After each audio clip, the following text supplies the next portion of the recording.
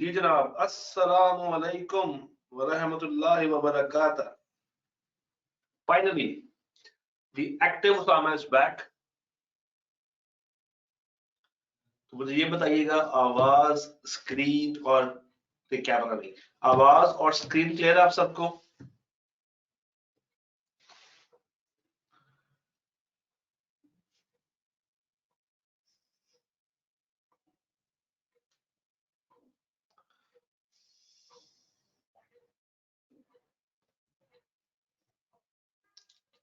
जी, मेरी आवाजा ਤੁਹਾਨੂੰ आ रही है? ओ मुंडियो ते कुड़ियो, मेरी आवाज ਤੁਹਾਨੂੰ पहुंच रही जे? मेरी आवाजा आ रही है?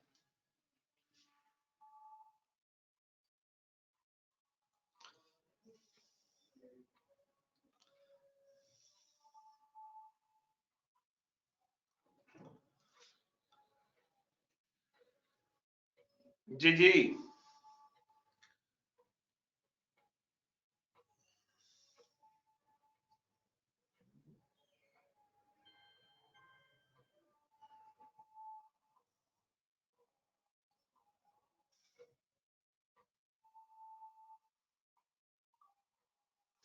जनाब, बताइएगा, आवाज क्लियर है?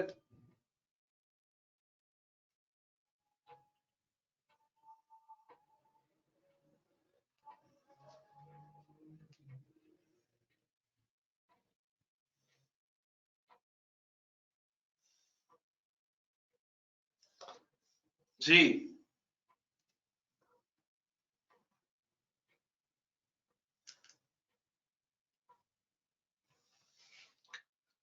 सर, आवाज चंगी आ रही है। ਤੁਸੀਂ ਹੈਗੇ ਹੋ ਪਿਆਰ ਵਾਲੇ ਬੰਦੇ, ਤੇ ਤੁਹਾਨੂੰ ਮੇਰੀ ਆਵਾਜ਼ ਚੰਗੀ ਆਣੀ ਹੈ।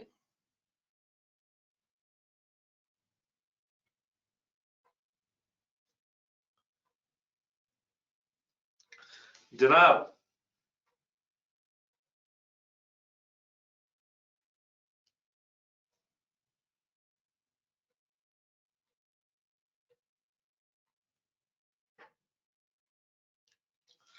जी सर, पिछले दिनों से तबीयत कुछ नासाज थी, और जिसकी वजह से वो टेम्पो डेवलप नहीं हो पा रहा था लेक्चर्स के अंदर। मगर इजी बात ये है कि वो एरियाज भी क्लाइंबिंग बेस्ड ही थे। 610 हो गया, 620 हो गया, कल रिलेटेड पार्टी हो गया।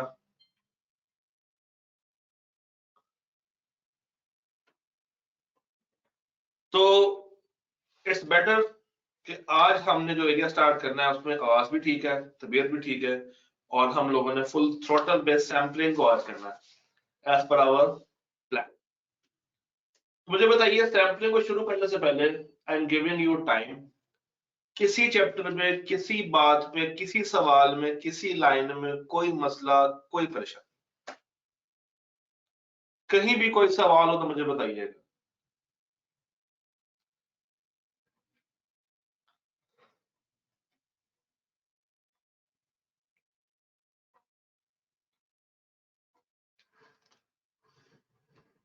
जी,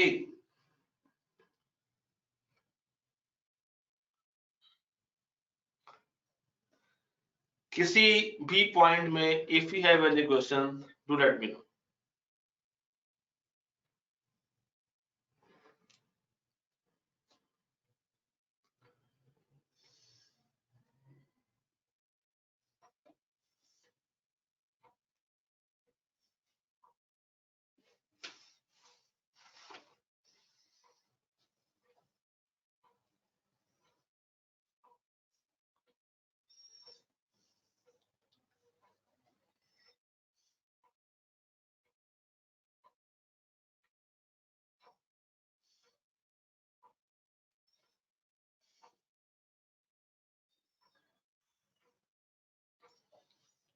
जी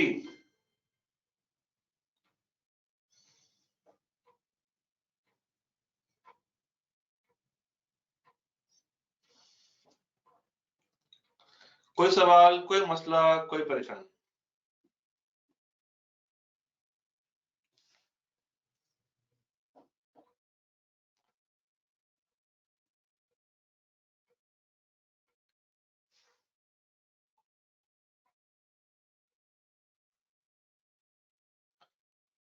कोई सवाल, कोई मसला, कोई परेशानी?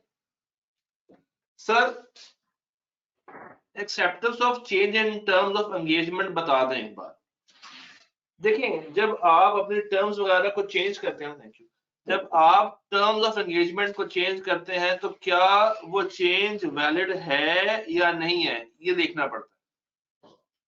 उसके लिए हम देखते हैं कि क्या वो जो कंडीशंस है, change in ownership, change in circumstances, company नए बिजनेस में दाखिल हो गई है, वो जो लिस्ट है, अगर तो जेन्युइन चेंज है तो कोई मसला नहीं है, ऑर्डर वुड बी हैप्पी कि वो एंगेजमेंट के टर्म्स को चेंज कर सकते हैं। या अगर उसको लग रहा है कि एंटिटी मिसअंडरस्टैंड कर रही है, कंपनी की मैनेजमेंट मिसअंडरस्टैंड कर रही है जो बातें इनिशियली तय हुई थी, तो उन बातों को दोबारा से रिवाइज करने के लिए, उनकी याददाश्त को रिफ्रेश करने के लिए वो दोबारा से बातें कर सकता है, दोबारा से खत भेज सकता है। और अगर आपको लग रहा है कि चेंज मेरा जेन्युइन नहीं है तो फिर आपको वो कबूल करने की जरूरत नहीं। जी, अनिका, क्लियर होगी बात?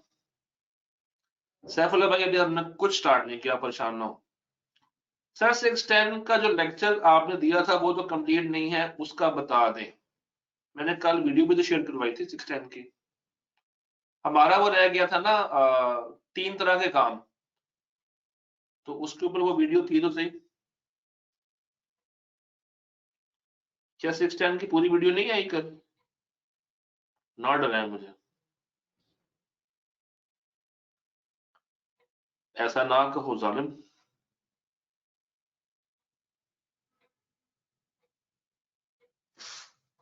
ऐसा ना कहो जालिम।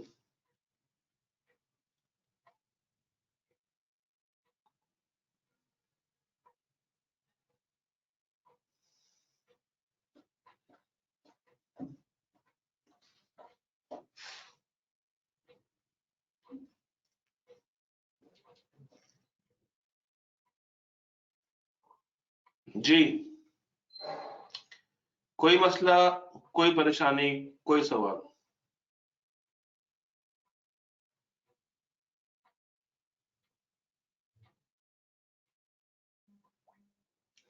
सर, आपने कैमरा नहीं ऑन किया हुआ। हाँ, इसलिए नहीं ऑन किया हुआ क्योंकि मैंने चाह रहा कि बीच में कनेक्टिविटी आउट हो जाए। जी, 610 मैंने कल शेयर किया है हसन भाई, एक दफा ग्रुप में देखिएगा, आपको वो लेक्चर मिल जाएगा वहां से। तो आज हम लोगों ने सैम्पलिंग के ऊपर बात करनी है, ऑडिट सैम्पलिंग। सैम्पलिंग के सारे कंटेंट आज कवर कर लेंगे, और जब ये खत्म हो जाएगा क्लास में तो उसके जो पास पेपर्स हैं वो मैं आपको अलग से प्रोवाइड कर दूंगा। जनाब, आज का हमारा टारगेट है ऑडिट सैम्पलिंग, मगर उससे पहले मुझे आपसे एविडेंस चाहिए कि क्या पिछले से कोई सवाल तो नहीं है।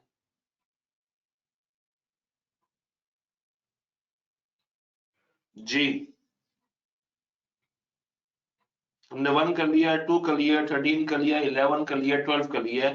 5 चैप्टर्स आउट ऑफ 15 हमारे कवर हो चुके हैं, और 4 में सैम्पलिंग में आज हम लोग दाखिल होने जा रहे हैं, और उसके बाद 4 को ड्रॉप करेंगे और 14 स्टार्ट करेंगे, फिर 14 खत्म करने के बाद 4 को वापस स्टार्ट करेंगे और फिर सब्सटैंटिव में एंटर हो जाएंगे। ये हमारा प्लान है। सैम्पलिंग बड़ा प्यारा आज फिट बैठ रहा था स्केड्यूल में, तो उसको यहाँ पे रखा हुआ है। क्या आप लोग तैयार हैं सैम्पलिंग के लिए? क्या मैं सैम्पलिंग आपको शुरू करवा सकता हूँ? क्या सैम्पलिंग में आप लोग मेरा साथ देने को तैयार है? जी, मेन गेम, अच्छी बात है ना, तबीयत जिस टाइम पे खराब हुई है ना, उस टाइम पे पुरानी बातें थी रट्टे वाली। असल गेम तो आज से हमारी स्टार्ट हुई है, क्योंकि कल हम लोगों ने 14 शुरू कर दिया, कल से ऑनवर्ड्स। सर, 3 के ऊपर हमने कितना टाइम रखे हैं? लेट्स सी, 3 पे हमने सर 1 2 3 4, सर 3 पे पूरा हफ्ता है हमारे पास। और जब हम 3 करेंगे तो आपको बिल्कुल भी मुश्किल नहीं लगेगा शाहजेब भाई, क्यों परेशान होते हैं? परेशान नहीं होना बस, सब पास हो जाएगा। इतना हो जाएगा कि आप एग्जाम में पास हो जाए। और बताइए, हमने 3 पे पूरा एक वीक रखा है, 6 दिन। और इसी तरह कोई हमारे 1 2 3 4 5 6 8 दिन 14 पे हैं। रेगुलर क्लास में इतना टाइम होता है जितना हमने क्रैश कोर्स में रखा है। तो रेगुलर क्लास में क्लास भी 1 घंटे की होती है, जो कि इफेक्टिवली 40 मिनट या 50 मिनट की होती है। तो ये तो है भी, हम इसको लंबा भी लेके जा सकते हैं। तो जब 3 आएगा, जब 14 आएगा, तो फिर मैं होऊंगा, आप होंगे और रातें होंगी। फिर जब तक आप नहीं कहेंगे सर बस कर दें, छोड़ दें, मैं आपकी जान नहीं छोड़ूंगा। भाई पे थोड़ा सा भरोसा करें, भाई तंग नहीं करेगा। और 3 और 14 के जो एडिशनल सवाल हैं, वो फिर हम लोग डेली बेस पे ग्रुप में भी डाल रहे होंगे, ताकि आप लोग अच्छे से उसको प्रिपेयर कर लें। वो अलग बात है कि आपने देखने तो होते नहीं है, ये एक मसला है आप सबके साथ।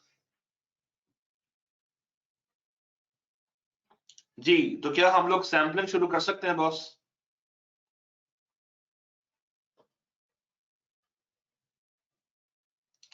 जब आपके सारे सवाल खत्म हो जाए तो मुझे बताइएगा, फिर हम सैम्पलिंग के ऊपर कहानी को शुरू करेंगे।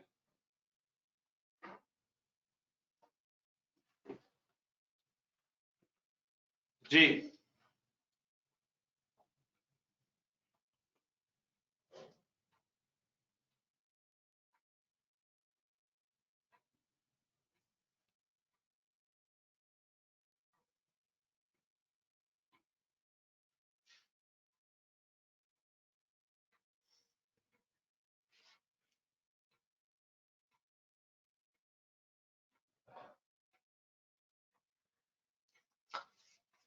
जी,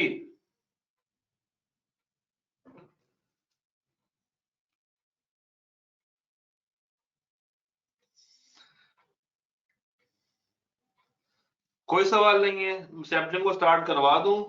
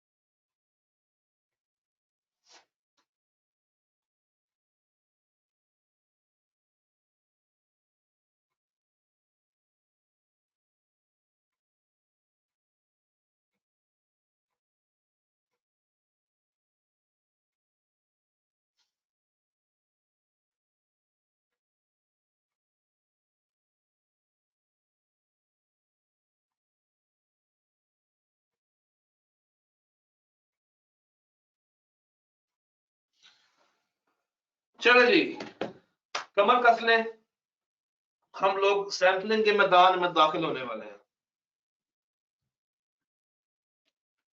are you ready?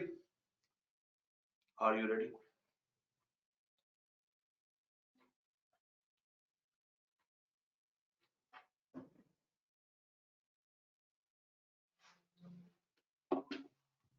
Okay. Sir कहानी शुरू होती है, सैम्पलिंग की कहानी स्टार्ट होती है।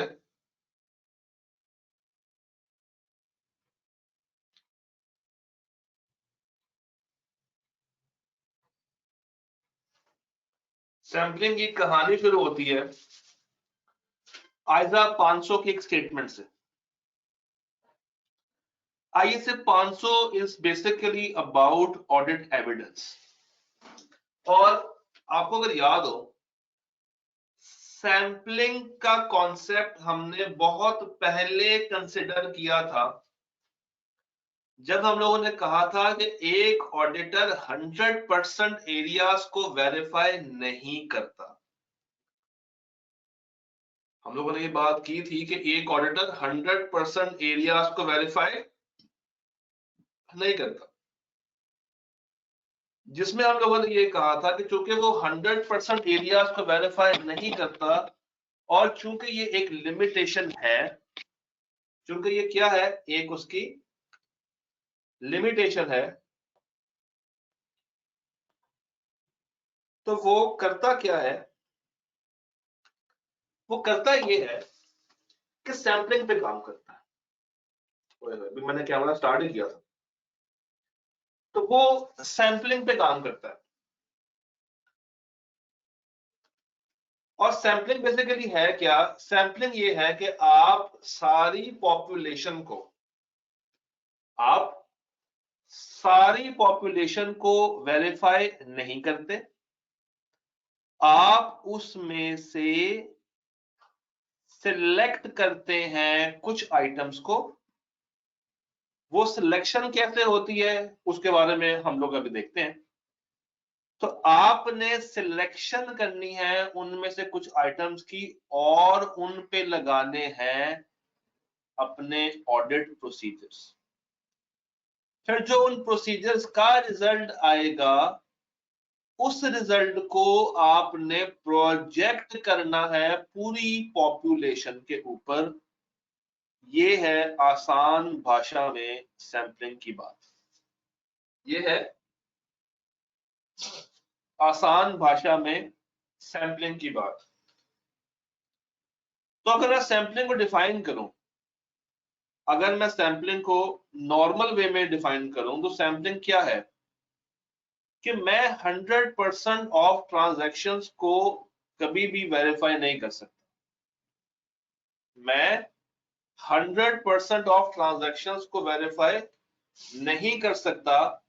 मेरे बस में ये है कि मैं उन 100% में से कोई 60%, कोई 50%, कोई 40%, कोई 70% चीजें निकालूं, उसको वेरीफाई करूं, और उसका जो रिजल्ट आए फिर उस रिजल्ट को पूरी पॉपुलेशन पे प्रोजेक्ट कर दूं।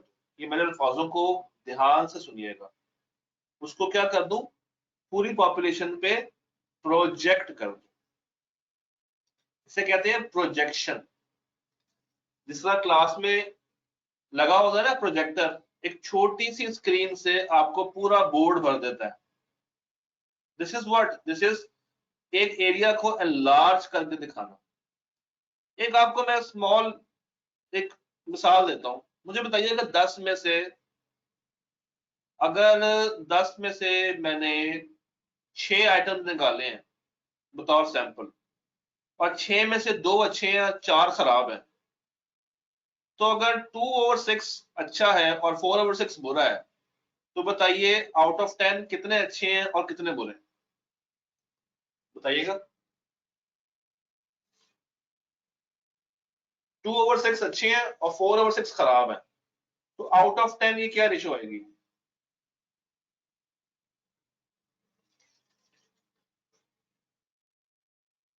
और ये कैसे निकालेंगे हम लोग?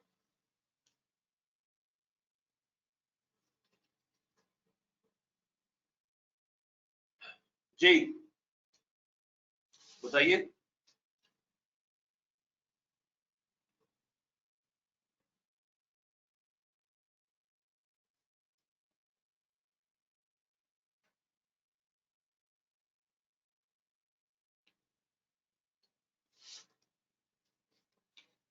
2/6,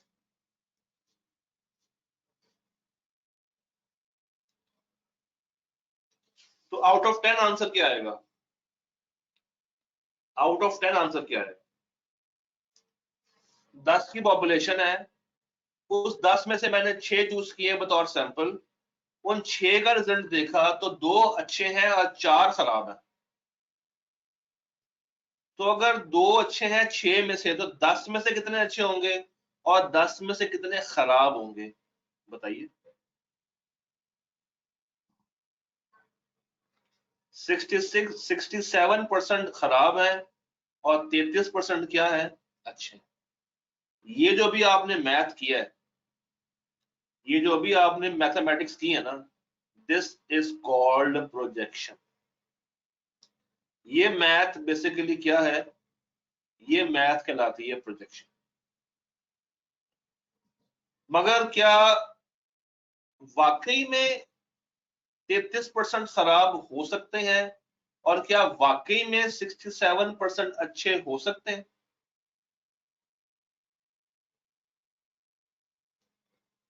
क्या वाकई में 33% ओके हैं? क्या वाकई में 67% ओके हैं? ये जस्ट एक अजम्पशन है कि आपने 100% चीजों का वेरीफाई किया है?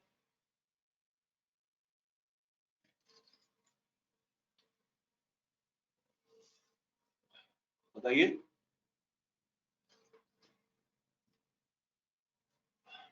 क्या आपने वाकई में 100% चीजों को वेरीफाई किया था?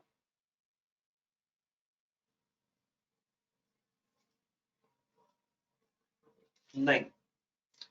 ये जो आपका रिजल्ट आया है, ये आया है एक मैथमेटिकल फॉर्मूले के साथ, एक मैथमेटिकल इक्वेशन के साथ, जो आपने बचपन में पढ़ी होगी, रेशियो एंड प्रोपोर्शन, जो आपने क्लास 5-6 में देखी होगी कि यार अगर 10 में से 6 और 6 में से 2, तो बताओ 10 में से कितना होगा?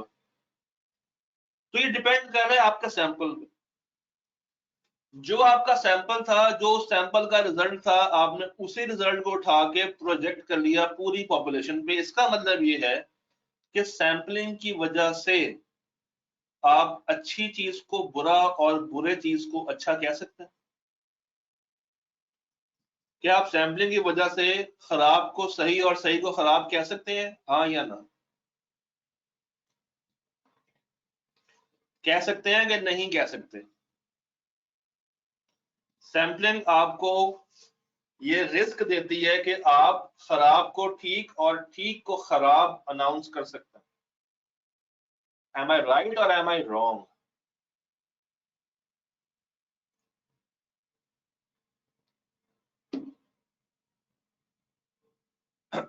जी।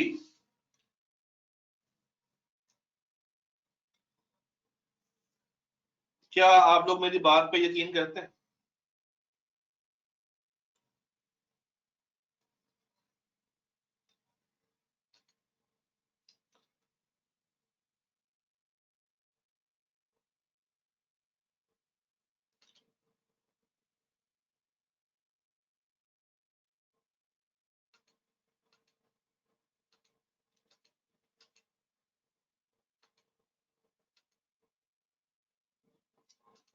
डेफिनेटली हम सही को गलत और गलत को सही कह सकते हैं। अभी हमने कोई पढ़ना स्टार्ट नहीं किया, अभी हम सिर्फ बातें कर रहे हैं, और इतनी बातों में ही हमारा ये स्टैंडर्ड तकरीबन कवर भी हो जाएगा।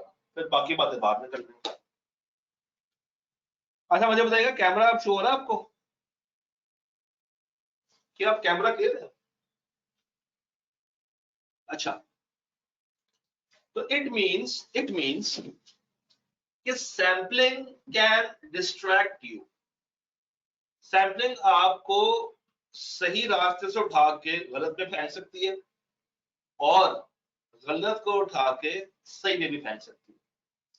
सर इसको कहते हैं सैम्पलिंग रिस्क। इसको क्या कहते हैं? Sampling risk. इसको क्या कहते हैं सर? Sampling risk. ये क्या है, जरा रिपीट कीजिएगा मेरे साथ।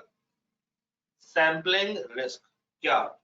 एक्सेप्टेंस ऑफ रॉन्ग या rejection of right? Acceptance of wrong या रिजेक्शन ऑफ राइट। ये क्या है? ये है सैम्पलिंग रिस्क। अच्छा, क्या कोई स्कोप लिमिटेशन है? क्या उन्होंने मेरे काम को करने से रोका है? क्या मुझे काम नहीं करने दिया जा रहा, या ये मिसस्टेटमेंट है? ये मिसस्टेटमेंट में बात जाएगी या स्कोप लिमिटेशन में बात जाएगी? इतना तो आपको पता होना चाहिए कि दोनों वर्ड्स का मतलब क्या होता है। क्या ये मिसस्टेटमेंट में जाएगी बात, या ये स्कोप लिमिटेशन में जाएगी बात? जी। कहां पे क्लासिफाई करूं? सैंपलिंग रिस्क किधर पाया जाएगा, मिसस्टेटमेंट में या स्कोप लिमिटेशन में?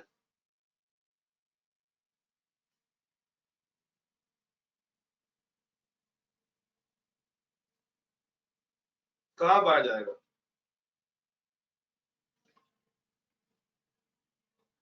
ये मिस स्टेटमेंट में पाया जाएगा।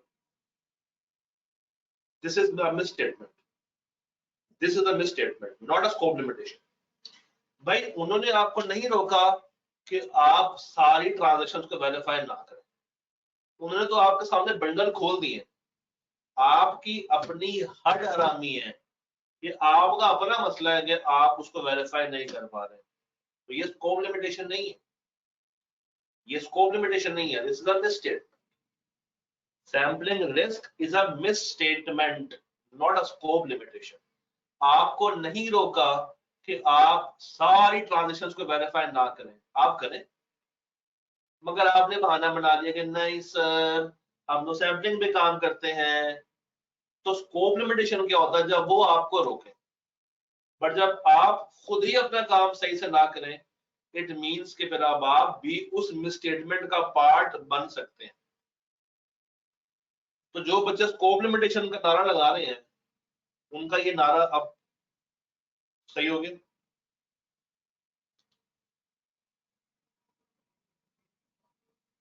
जी क्लियर? आगे चलिए। अगली बात, सर स्टैंडर्ड कहता है 530 नहीं 500, 500 ना थोड़ा सा इख्तलाफ करता है 530 के साथ, एम एक जुम्बिश रखता है। 500 कहता है कि यार कभी कभी ना तुम्हें अच्छा काम भी करना चाहिए, मतलब 500 कहता है कि यार कभी कभी कोशिश करो और 100% ट्रांजैक्शंस को वेरीफाई करो, बिल्कुल ही सैंपलिंग पे ना जाया करो। 500 ने क्या कहा कि यार कभी कभी 100% ट्रांजैक्शंस को भी वेरीफाई करना सीखो। और वो कब? वो कब?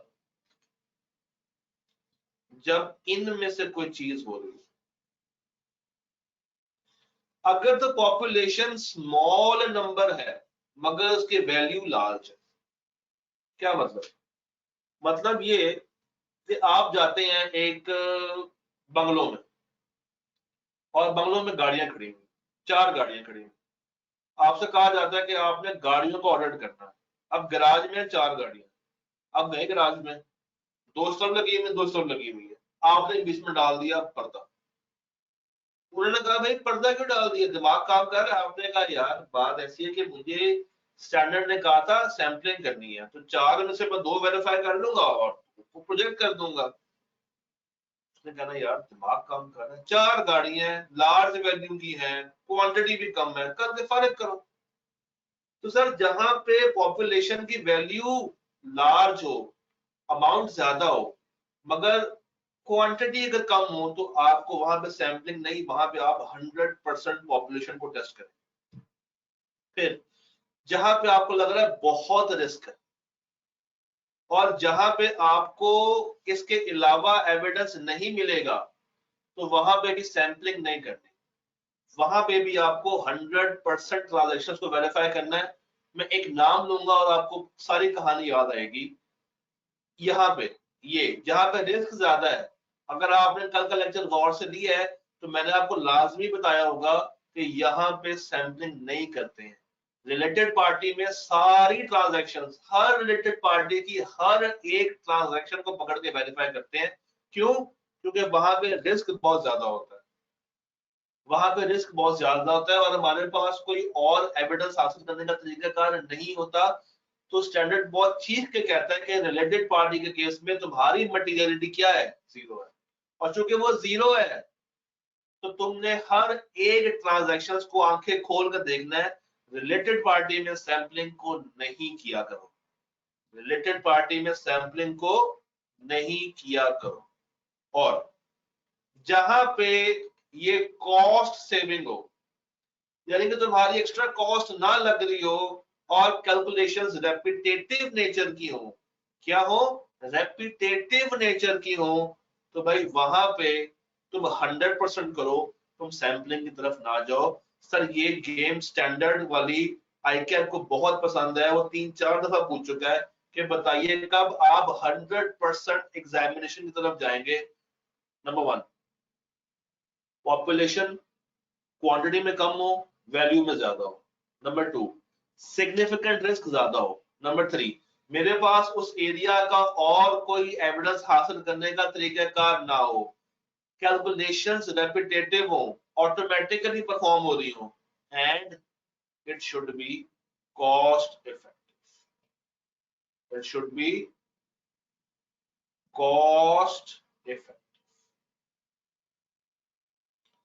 सैम्पलिंग क्या है? सैम्पलिंग इज द एप्लीकेशन जहां पे आप 100% आइटम्स को वेरीफाई नहीं करते हैं, अपने प्रोसीजर्स उस पर नहीं लगाते हैं, लेस देन 100% काम करते हैं, और जो कंक्लूजन आती है उसको पॉपुलेशन में ड्रॉ करते हैं, प्रोजेक्ट करते हैं as a whole. This is called audit sampling. तो मुझे बताइए इस स्लाइड पे पहला पॉइंट और तीसरा पॉइंट अब आपको क्लियर है?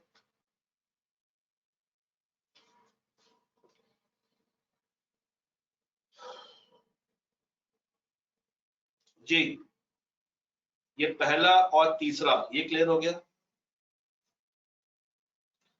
सर सब पॉइंट 2.1 ये कौन सा पॉइंट है भाई? 2 तो अभी तक हमने पढ़ा ही नहीं, मैं तो 1 और 3 की बात कर रहा हूं। क्या ये 3 बातें और सैम्पलिंग की डेफिनेशन हमें क्लियर हो गई है? बताइए।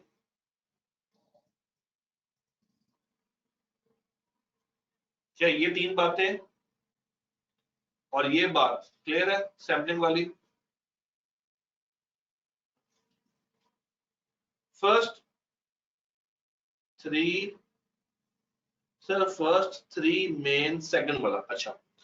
सर वो कहता है जहां पे रिस्क ज्यादा हो ना, जहां पे रिस्क ज्यादा हो, जिस तरह रिलेटेड पार्टी है, अब वहां पे रिस्क बहुत ज्यादा हाई है, तो वहां पे सैम्पलिंग ना करो। बस ये बात करना चाह रहा हूं आपसे। सर सवाल में एक पार्टी पर हमेशा डाउट रहता है,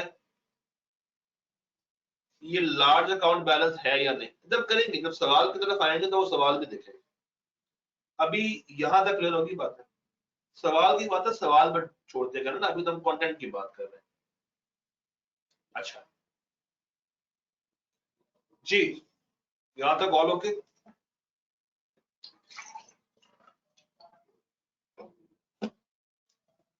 आगे चले। ओके, पॉइंट 2 को शिफ्ट करते हुए भागते हैं आगे थोड़ा सा, और मुझे ये बताइए, सैम्पलिंग रिस्क हम लोगों ने कहा था ऐसा रिस्क जिसमें ऑर्डर की कंक्लूजन खराब हो सकती है क्योंकि सैम्पलिंग इस्तेमाल की जा रही है, और उससे हम लोग 2 तरह के गलत नतीजों में पहुंच सकते हैं, या गलत को सही मान लेंगे या सही को गलत मान लेंगे। तो क्या इतनी बात भी क्लियर है? इसकी डिटेल में भी जाएंगे, मगर क्या यहां तक भी क्लियर होगी बात कि सैम्पलिंग रिस्क क्या होता है? जी, सैम्पलिंग रिस्क की बेसिक डेफिनेशन हमें समझ आ गई है। ऐसा रिस्क जिसकी वजह से हम पॉपुलेशन को गलत देख रहे हो। क्यों? क्योंकि सैम्पलिंग हमें सही को गलत और गलत को सही करवा देती है। ओके,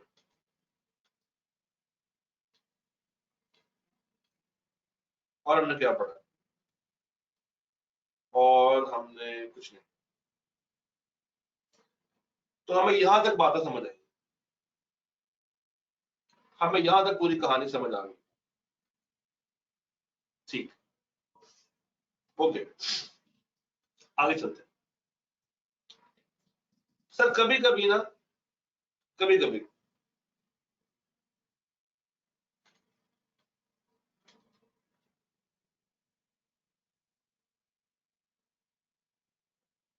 सवाल ये आता है जहन में कि सैम्पलिंग तो करनी है, सैम्पलिंग तो करनी है, मगर कैसे की जाए? How the sampling should be done, how the sampling should be done. अभी मैंने जो चीज पढ़ाई नहीं है वहां भाई, मैं कैसे एक्सप्लेन कर दूं? थोड़ा सा देख लेंगे अभी कवर क्या हो रहा है। सवाल ये है कि sir how the sampling should be done. तो स्टैंडर्ड कहता है तेरे पास 2 तरीके, मेरे पास दो तरीके, या स्टैटिस्टिकल कर लें या नॉन स्टैटिस्टिकल कर लें, दोनों में फर्क। स्टैटिस्टिकल इज ऐसा तरीका जिसमें कोई मैथ हो, कोई स्टैट हो, कोई मॉडल हो, कोई थ्योरी हो, कोई टेक्निक हो। ये क्या है? Statistical science. यानी कि इसमें जजमेंट नहीं है, इंसान का दिमाग नहीं चल रहा, इंसान के हाथ चल रहे। रैंडमली चूज किया किसी थियरी को इस्तेमाल करके, एक्सेल के फॉर्मूले को इस्तेमाल करके, बॉक्स में पर्चियां डाल के जो नाम निकाल लिए, वो क्या है? Statistical science.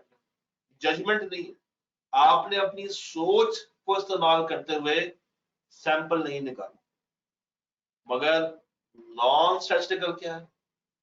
यहाँ पे यहाँ पे आपने अपने दिमाग का इस्तेमाल कर दिया, आपको पता है कि आपने किस किस को चूज करना। ये जजमेंटल सैंपल। फिर आपके माइंड में है कि मैंने इससे इससे इससे और इससे पूछा। ये क्या है? Non statistical sample. ये क्या है? Non statistical sample. आपको पता है कि मुझे किन किन लोगों से क्या बात पूछनी। सर बेनिफिट्स क्या है स्टैटिस्टिकल के?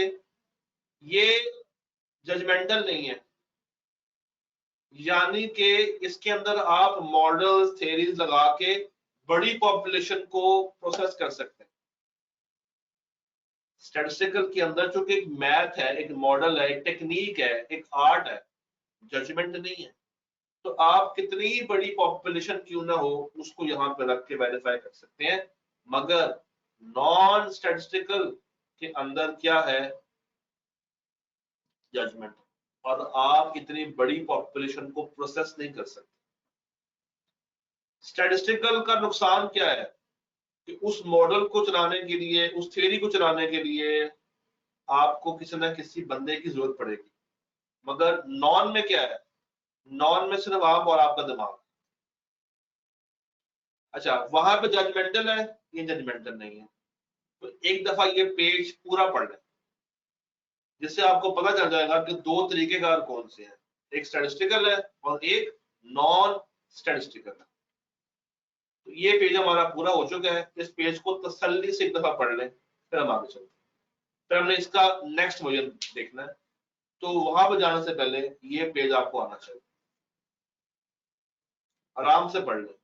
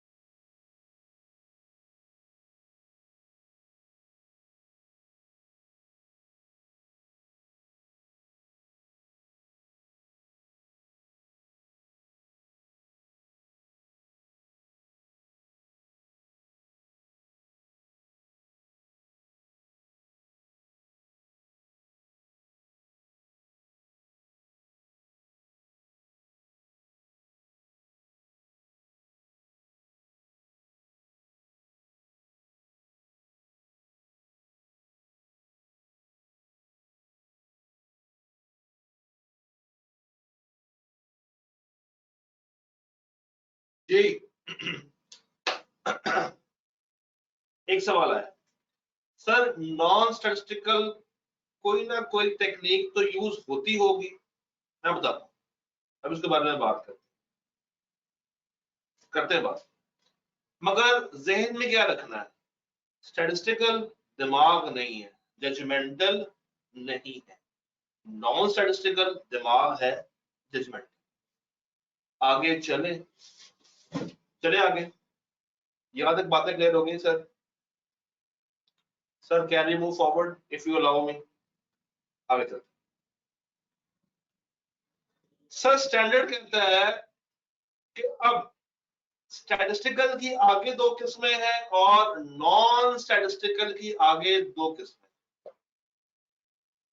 स्टैटिस्टिकल की दो किस्में कौन सी हैं? एक रैंडम सैंपलिंग, एक सिस्टमैटिक सैंपलिंग। रैंडम सैंपलिंग और सिस्टमैटिक सैंपलिंग। और नॉन की कौन सी दो हैं?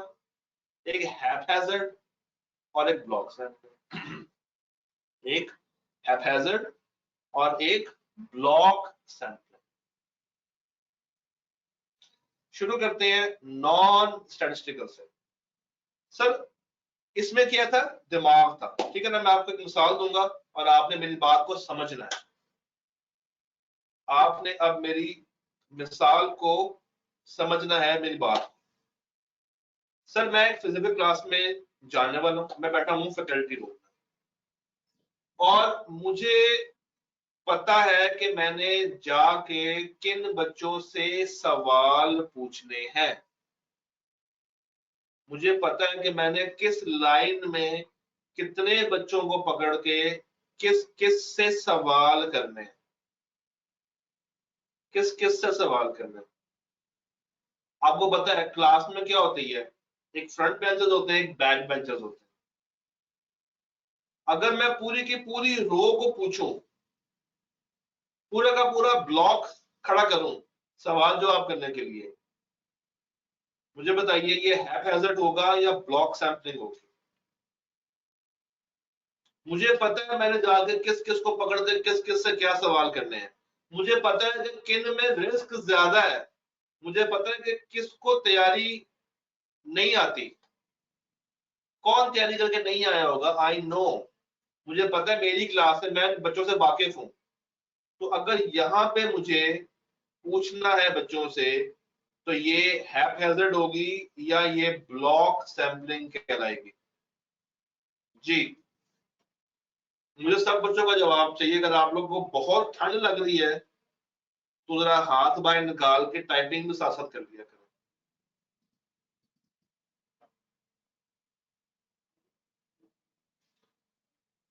तो ये ब्लॉक सैंपलिंग है या हैपहैज़र्ड है?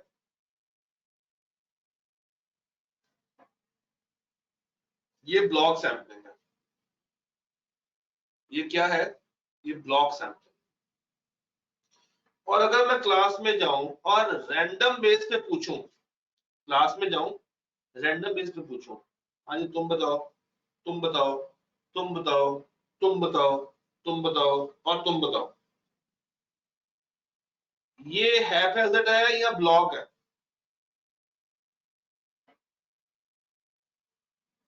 मैंने अपने दिमाग से आर्बिट्रेरी बेसिस पे तुम खड़ा हो जाओ, तुम खड़ा हो जाओ, तुम खड़ा हो जाओ, तुम खड़े हो जाओ, क्या इसके पीछे कोई मॉडल चल रहा है? क्या इसके पीछे कोई साइंस चल रही है? क्या इसके पीछे कोई टेक्निक है? नहीं, दिमाग। तो यहाँ पे मैं जिन बच्चों को खड़ा कर रहा हूं आर्बिट्रेरी बेसिस पे, this is called haphazard sampling.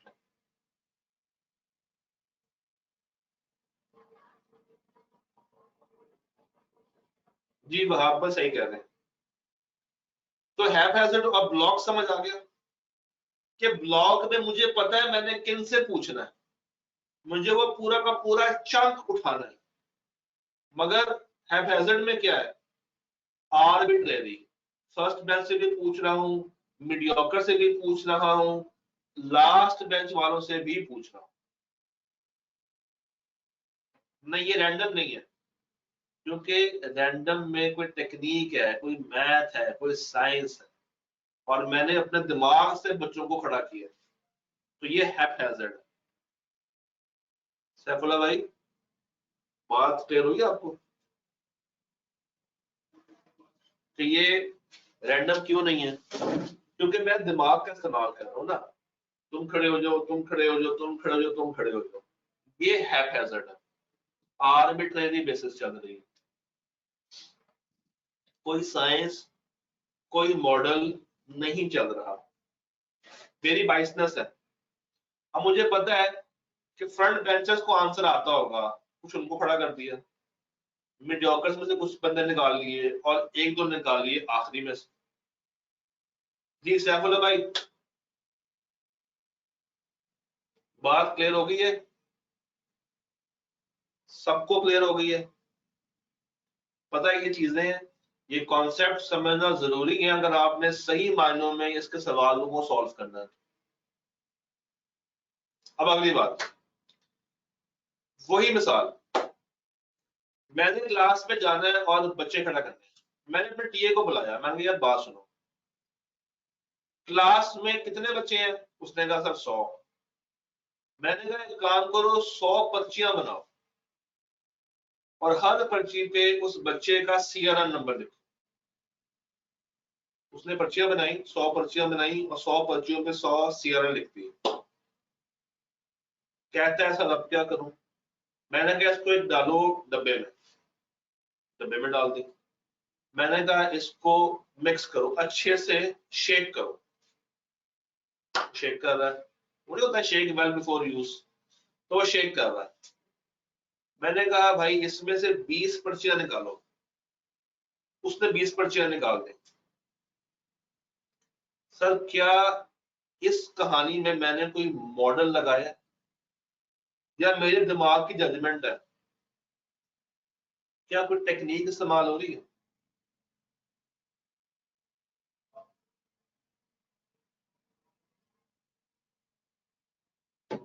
हाँ जी, अल्लाह हो, इसमें क्या कोई मॉडल, कोई टेक्निक, कोई साइंस, कोई स्टैट यूज हुआ, या आप इसको मेरी जजमेंट कहेंगे?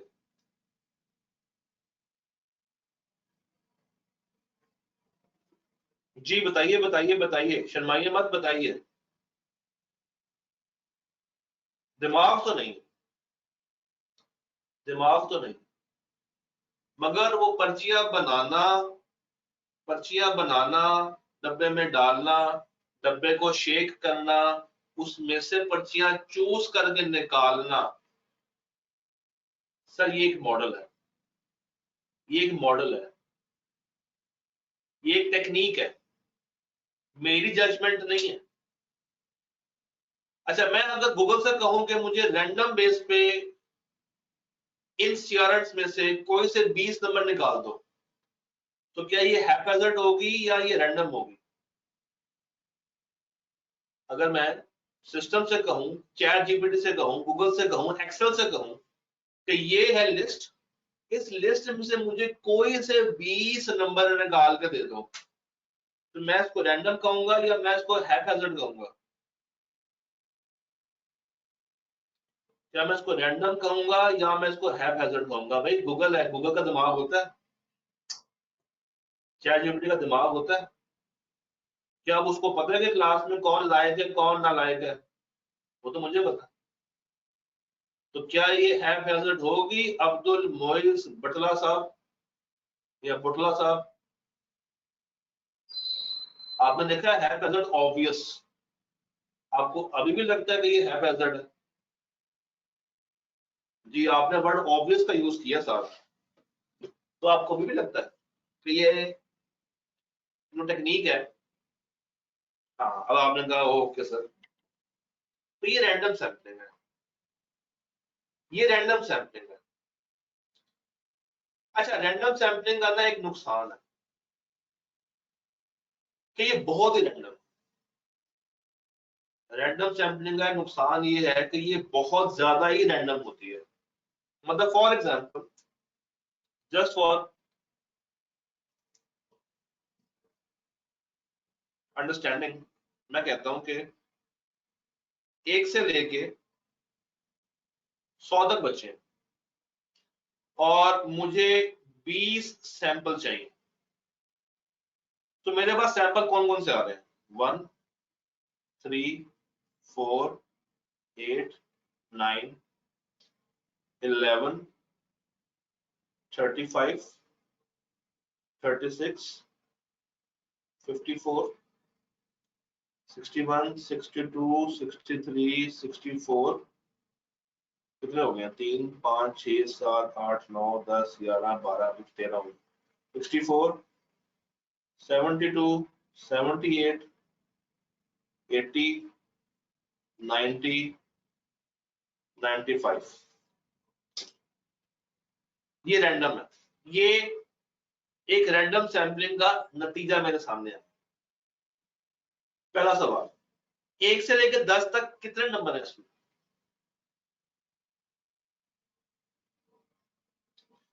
1 से लेकर 10 तक कितने नंबर आ चुके हैं इसमें?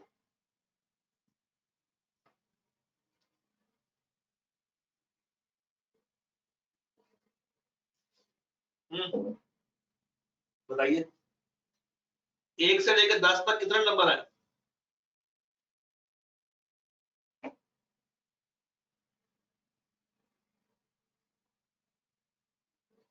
1 3 4 8 9 5। 21 से लेकर 30 तक कितने नंबर है? 21 से लेकर 30 तक कितने नंबर है?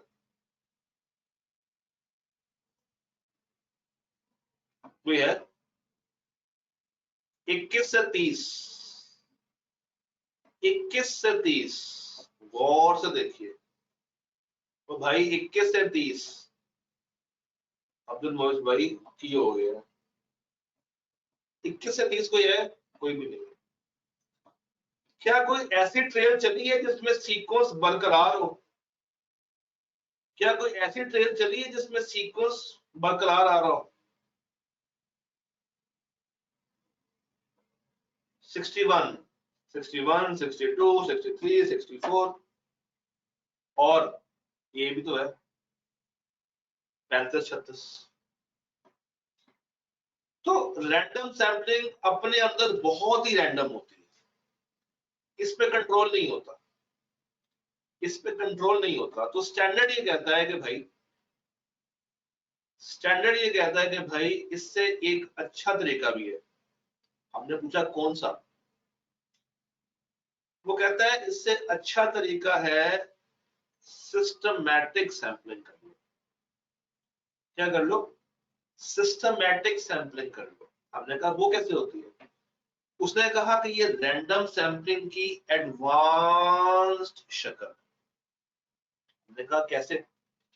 वो कहता है कि इसके लिए तुम्हें दो काम करने पड़ेंगे, इसके लिए तुम्हें दो काम करने पड़ेंगे। सबसे पहले तो तुम चलाओ एक रैंडम सैंपलिंग, मगर उसमें से रिजल्ट निकालो एक। जैसे फॉर एग्जांपल ये फॉर्मूला है, मुझे बताइए मेरी पॉपुलेशन में कितने नंबर है?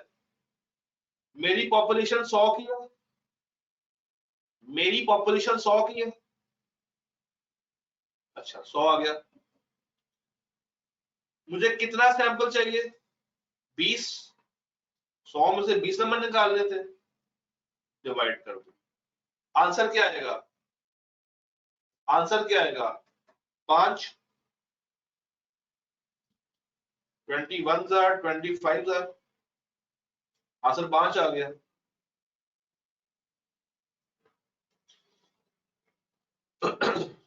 ये आपका गैप है, ये क्या है आपका? गैप।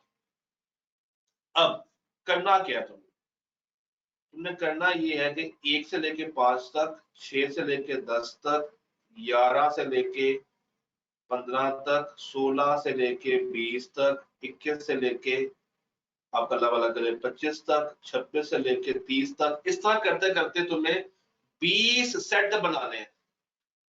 तुम्हें 20 सेट बनाने हैं 5-5 के गैप के साथ। और पहले में से, ये जो पहले 5 है ना, पहले 5 में से एक रैंडम नंबर निकाल लो, यानी कि इसमें रैंडम सैंपलिंग कर लो पहले सेट में, और जो आंसर आ जाए उसमें 5 ऐड करते जाओ। जैसे आंसर आता है 4, तो इसमें क्या होगा 9, यानी कि 4 9 13, इस तरीके से। ये है सिस्टमैटिक सैंपलिंग। ये क्या है? Systematic sampling. अब इससे क्या होगा? इससे आपको हर तरह की पॉपुलेशन में से हर तरह का नंबर मिल जाएगा, और जो आपका रिजल्ट है वो पूरी पॉपुलेशन पे इक्वली स्प्रेड किया जा सकता है। क्यों? हर गैप की, हर इंटरवल की नुमाइंदगी होगी, हर गैप की, हर इंटरवल की नुमाइंदगी की जा सकती है। मेरी बात समझ रहे हैं?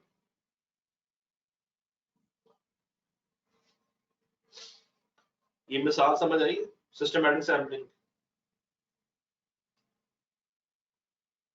पूरी पॉपुलेशन डिवाइडेड बाय जितना मुझे सैंपल चाहिए 20 का, आंसर क्या आया 5, यानी कि मुझे 5 के 20 सेट बनाने हैं। बना लिए, 1 से 5, 6 से 10, 11 से 15, 16 से 20 बन गए, 20 बन गए। पहले वाले सेट में चलाओ रैंडम सैंपलिंग और एक नंबर निकाल लो, आ गया।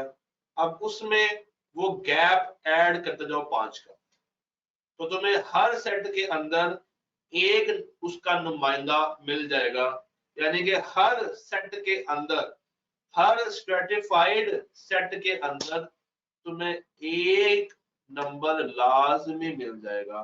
तो ये जो ये यहां पर हो रहा था, ये यहां पर हो रहा था, इससे तुम्हारी ध्यान छुट गई। नहीं, कोई कॉम्प्लिकेटेड नहीं है, थोड़ा सा ध्यान दे के सुन लिया करें। ये कोई कॉम्प्लिकेटेड चीज नहीं है, थोड़ा सा ध्यान दें। एग्जाम्पल अभी भी आपके सामने मौजूद है, स्क्रीन पे फोकस करें, स्क्रीन पे पहले फोकस करें। सब कुछ लिखा हुआ है मैंने, मैं दोबारा भी बता दूंगा, मगर पहला फोकस आपका स्क्रीन पे होना चाहिए। देखे मैंने क्या किया स्क्रीन के ऊपर, खुद देखे मैंने क्या किया, खुद देखे मैंने क्या किया स्क्रीन के ऊपर।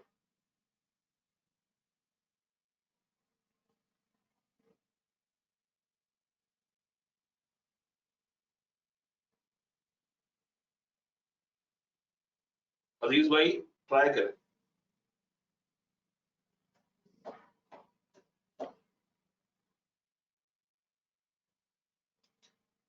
सिस्टमैटिक सैंपलिंग, स्क्रीन पे मैंने एक एग्जांपल डाली है, थोड़ा सा ध्यान से देखें। पहले मैंने आपको बताया रैंडम के मसले, ये थे रैंडम के मसले, ये है रैंडम के इश्यूज। फिर मैंने आपको बताया इन इश्यूज से निपटना कैसे है, थ्रू सिस्टमैटिक सैंपलिंग। उसका एक फॉर्मूला है, सारी पॉपुलेशन डिवाइडेड बाय सारा सैंपल, एक आंसर आएगा, दैट इज कॉल्ड गैप। अब उतने गैप के सेट बना लें पूरी पॉपुलेशन के अंदर। इसका आंसर 5 आया था ना, तो 1 से 5, 6 से 10, 11 से 15, 16 से 20, इस तरह बनाते बनाते आप 20 सेट बना लेंगे, जब आप 100 तक पहुंचेंगे। फिर पहले सेट में आपने चलानी है रैंडम सैंपलिंग, पहले सेट में आपने क्या चलानी है, रैंडम सैंपलिंग, और एक नंबर निकाल लेना। फिर उस नंबर को ऐड करते जाना है उस गैप के साथ। अगर रैंडम सैंपलिंग का आंसर आया 3, लेट्स सपोज 3 आया, 3 में 5 ऐड करें 8, 8 में 5 ऐड करें 13, 13 में 5 ऐड करें 18, 18 में 5 ऐड करें 23, 23 में 5 ऐड करें 28, 28 में 5 ऐड करें 33, 33 में 5 ऐड करें 38। हर सेट में कम से कम एक नुमाइंदा आपको मिल जाए। जी, बात कुछ कुछ हजम हो रही? क्या बातें समझ आ रही हैं?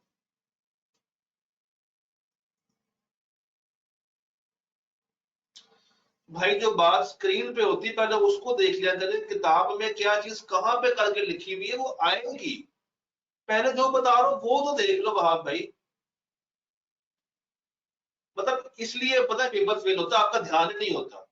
अब आप साथ साथ बुक खोल के बैठे हुए कि यार ये कहाँ पे आएगा, ये पॉइंट कहाँ पे आएगा, या पहले बुक देख लें या पहले नोट्स देख लें। आएगा, करवाऊंगा, ये बात समझ आ रही है या नहीं आ रही है, पहले मुझे इतना जवाब दे दें आप। माइंड नहीं करना मेरी बात का, मगर आप लोगों का कंसंट्रेशन लेवल बिल्कुल फारिग है जी।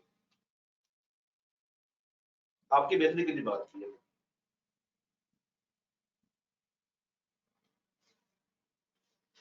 क्या सिस्टमेटिक सैम्पलिंग क्लियर है?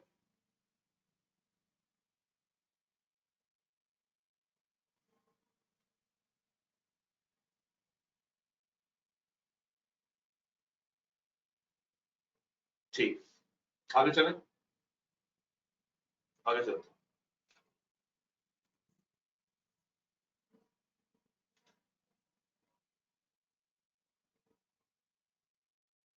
ओके।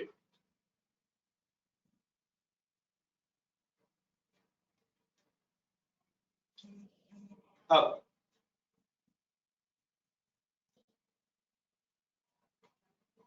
यहां पर हमने कहा था कि दो तरह के रिस्क होते हैं। एक है सैम्पलिंग रिस्क। सैम्पलिंग रिस्क क्या है कि आप गलत तरफ जा रहे हैं बिकॉज ऑफ सैम्पलिंग। आप गलत तरफ जा रहे हैं बिकॉज ऑफ सैम्पलिंग। असल में ना ये स्टैंडर्ड है बिखरा हुआ, तो मुझे ये आपको एक कहानी बना के बताना पड़ेगा। सैम्पलिंग इतना आसान नहीं है, सैम्पलिंग की एक पूरी कहानी जोड़नी पड़ती है, फिर जाके ये बात निकलती है। तो फोकस बहुत जरूरी होता है सर। सैम्पलिंग में हमने कहा था कि अगर आप ऑडिटर एक सही चीज को गलत या गलत को सही करार दे दे, इसका मतलब है कि वो अपनी तरफ से एक स्टेटमेंट लेकर आ रहा है, और उसको हम क्या कहेंगे, सैम्पलिंग रिस्क। ये क्या है, सैम्पलिंग रिस्क। इसके अलावा अगर वो कोई और रॉन्ग कंक्लूजन तक पहुंच रहा है, इसके अलावा अगर वो किसी और तरीके से गलत कंक्लूजन तक पहुंच रहा है सैम्पलिंग के अलावा, तो वो क्या कहलाएगी, नॉन सैम्पलिंग रिस्क। पहले तो आपको ये दो डेफिनेशन बतानी चाहिए। क्या ये दो डेफिनेशन क्लियर है? सैम्पलिंग को बहुत आराम आराम से सिखाना पड़ता है। क्या दोनों डेफिनेशन क्लियर है कि what is sampling risk and what is non sampling risk? कि अगर आप गलत कंक्लूजन तक पहुंच रहे हैं सैम्पलिंग की वजह से, वो सैम्पलिंग रिस्क है। इसके अलावा अगर कोई और रीजन है और बीइंग एन ऑडिटर आप गलत कंक्लूजन तक पहुंच गए हैं, वो है नॉन सैम्पलिंग रिस्क, जिसमें सैम्पलिंग शामिल नहीं है। इसके अलावा कुछ और है, जिस तरह फ्रॉड हो गया, एरर हो गया, कुछ भी हो गया। क्या ये दोनों डेफिनेशन समझ आती हैं? वाह भाई, इतना माइंड कर गए मेरी बात को। क्या ये दोनों बातें क्लियर है यहां तक?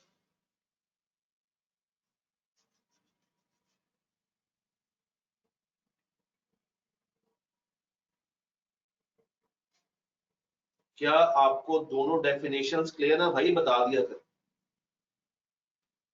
हाँ जी।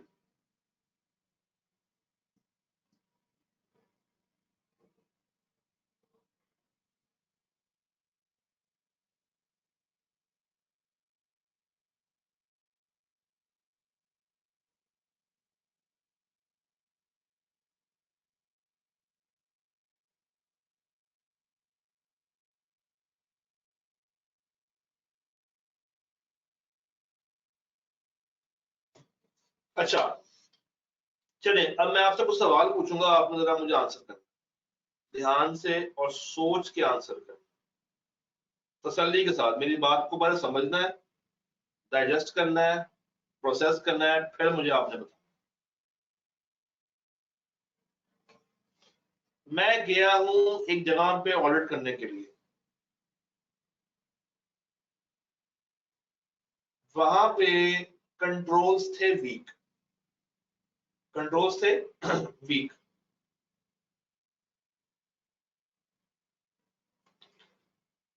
वीक कंट्रोल्स थे, मगर जो मैंने सैंपल इस्तेमाल किया ना, इत्तफाकन उसका रिजल्ट ये शो कर रहा है कि कंट्रोल स्ट्रांग है। इत्तफाकन उसका जो रिजल्ट है वो ये शो कर रहा है कि कंट्रोल स्ट्रांग है, असल में वो वीक है। अगर मैं पूरी पॉपुलेशन को टेस्ट करूं ना तो वो वीक है, मगर जो मैंने सैंपल निकाला उस सैंपल के ऊपर जो रिजल्ट आया, उस सैंपल के ऊपर जो रिजल्ट आया वो ये रिजल्ट शो कर रहा है कि कंट्रोल स्ट्रांग, हकीकतन वो वीक है। अच्छा, तो मेरी जजमेंट ये आएगी कि कंट्रोल स्ट्रांग है।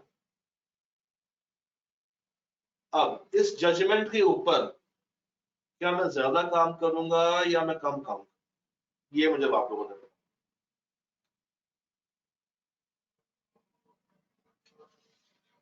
क्या मैं ज्यादा काम करूंगा या मैं कम काम करूंगा?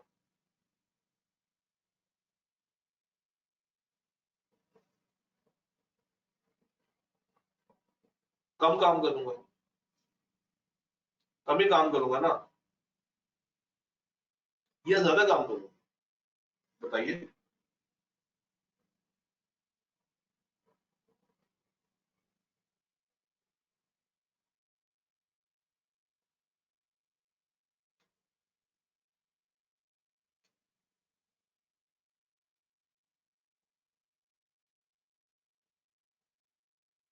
कम काम करूंगा।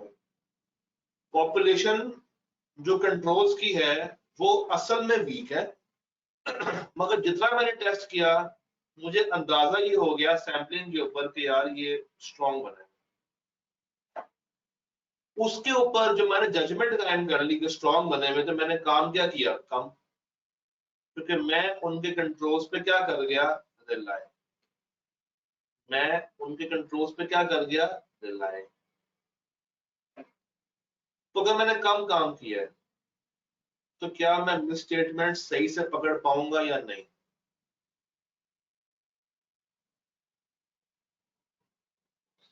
क्या मैं मिस स्टेटमेंट सही से पकड़ पाऊंगा या नहीं?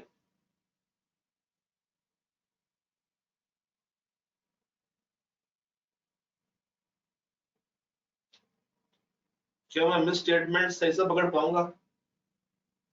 नहीं। मेरे जहन में क्या आएगा कि मिस स्टेटमेंट एग्जिस्ट नहीं करती है, मगर क्या वो वाकई में एग्जिस्ट करती है?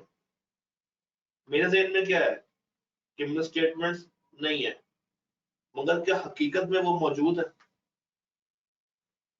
मेरे जहन में क्या है कि मौजूद नहीं है, मगर हकीकतन वो एग्जिस्ट करती है। हकीकतन में वो एग्जिस्ट करती है। अच्छा,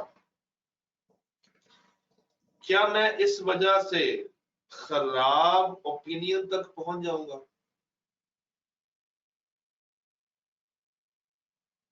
क्या मैं इस वजह से खराब ओपिनियन तक पहुंच जाऊंगा? मैं क्या रिपोर्ट दूंगा कि सब कुछ ओके, मगर क्या वाकई में सब कुछ ओके? मैं तो यही कहूंगा ना कि सब कुछ ओके। तो मैं वो मिस स्टेटमेंट आइडेंटिफाई नहीं कर पाऊंगा, मैं वो मिस स्टेटमेंट आइडेंटिफाई नहीं कर पाऊंगा।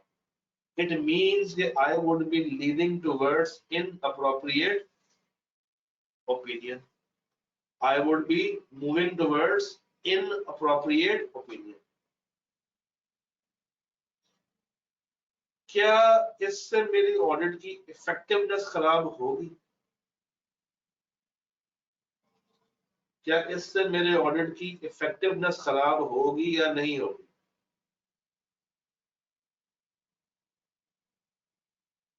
होगी या नहीं होगी?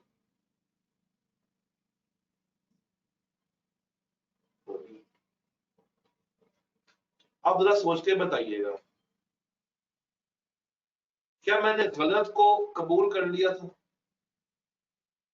क्या मैंने गलत को कबूल कर लिया था? शुरू में क्या हुआ था? मैंने गलत कंट्रोल्स को एक्सेप्ट कर लिया। तो क्या अब आपको left side of the block clear होता है? क्या अब आपको left side of the block clear होता है?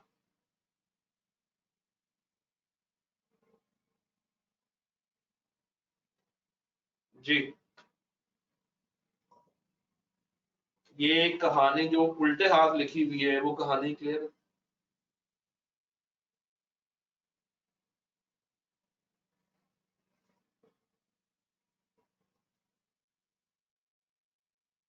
बताइए।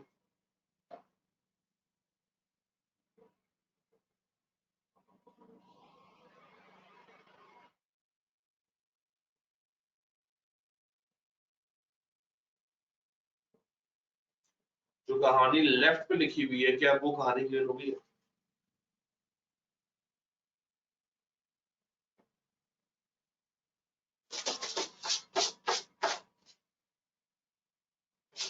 जी, डन।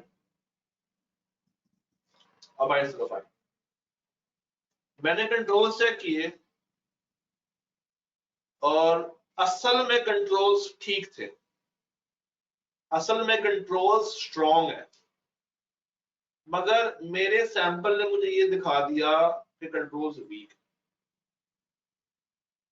असल में कंट्रोल्स थे बड़े अच्छे बने हुए, तूफानी कंट्रोल्स थे, मगर जो मेरा सैंपल था उससे मुझे ये पता चला कि कंट्रोल्स वीक है। अब क्या मैं कम काम करूंगा या मैं ज्यादा काम करूंगा?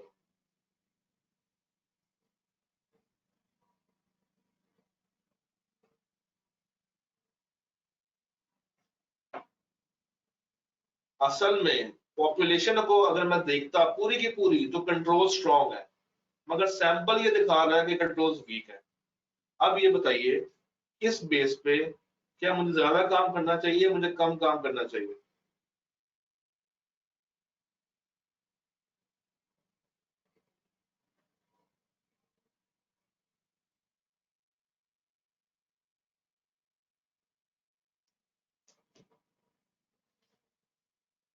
सैंपल ये कहता है कि कंट्रोल्स वीक है, जिसकी बिना पे ना चाहते हुए भी मुझे अब ज्यादा काम करना पड़ेगा। सैंपल ने क्या कहा? फारिग बना, थके हुए। हालांकि असल में ऐसे नहीं है। अब उसको देखते हुए मुझे हालत मजबूरी ज्यादा काम करना पड़ेगा। कंट्रोल अगर वीक है तो मुझे ज्यादा काम करना पड़ेगा मेरे भाई। कंट्रोल्स वीक है तो मैं उन पर रिलाय नहीं कर सकता, जब मैं रिलाय नहीं कर सकता तो उसका नाम भाई, तो मुझे ज्यादा काम करना पड़ेगा, मुझे ज्यादा प्रोसीजर्स, ज्यादा डिटेल में घुसना पड़ेगा। क्या इससे मेरे ऑडिट की एफिशिएंसी खराब होगी? क्या मैं एक्स्ट्रा काम कर रहा हूं जो कि मुझे नहीं करना चाहिए था?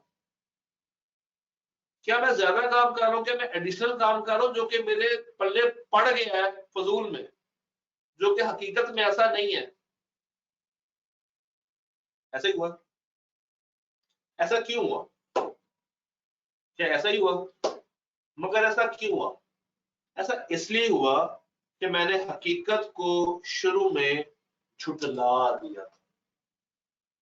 मैंने हकीकत को शुरू में झुटला दिया था, रिजेक्शन ऑफ राइट कर दिया, रिजेक्शन ऑफ राइट कर दिया।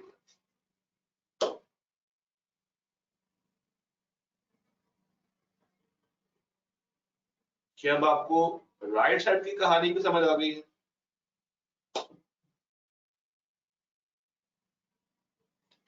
क्या कहानी अब दाएं हाथ की भी क्लियर है?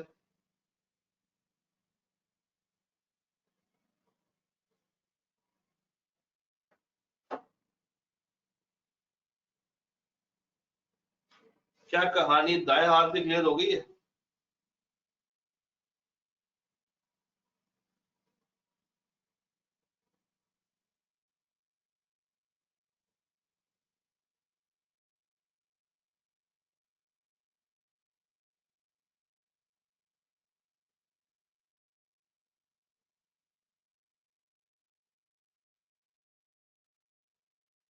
जी,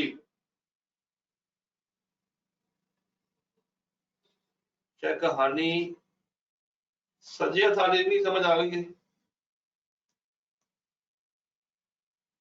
जी सैफुल्ला भाई सही कह रहे हैं। पक्की गल है, पक्की गल है।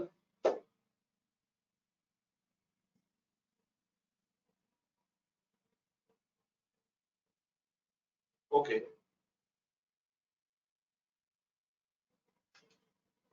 ओके, अब जरा स्टार्ट से आते हैं। सर पहली स्लाइड, सैम्पलिंग की पहली स्लाइड, ये बात समझ आ गई है? ये बात समझ आ गई, ये बात हमें समझ आ गई,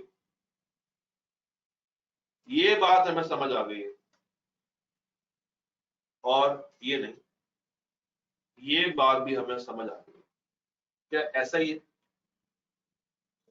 क्या सैम्पलिंग जितनी करा दी है उतनी समझ आ चुकी है? क्या सैम्पलिंग जितनी अभी तक करवाई है उतनी आपकी बोडो बिटो में आ चुकी है?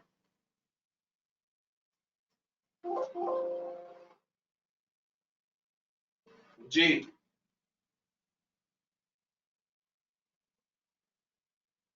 जितनी बातें की हैं उतनी बातें दिमाग में बैठी हैं या अभी तक हवा में चल रही हैं?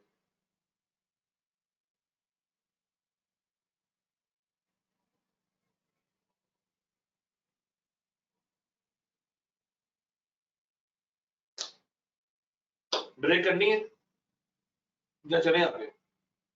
आपकी आपकी कॉल है, थोड़ा साथ है ना जी, 15 मिनट का, या चलिए आगे?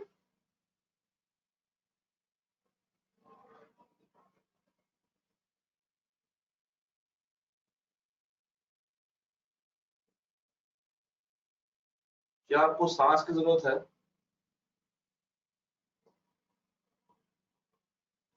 सर क्या ये स्लाइड्स मिल जाएंगी? सर ग्रुप डिस्क्रिप्शन में लिंक लगा हुआ है, उस लिंक के अंदर एक किताब है, ये स्लाइड्स उसी किताब का रेप्लिका वर्जन। ब्रेक करते हैं और फिर कहानी को आगे लेके चलते हैं। Let's take a break, 10 minute की ब्रेक है। वी विल मीट एट 8:30, 8:30 मुलाकात करते हैं।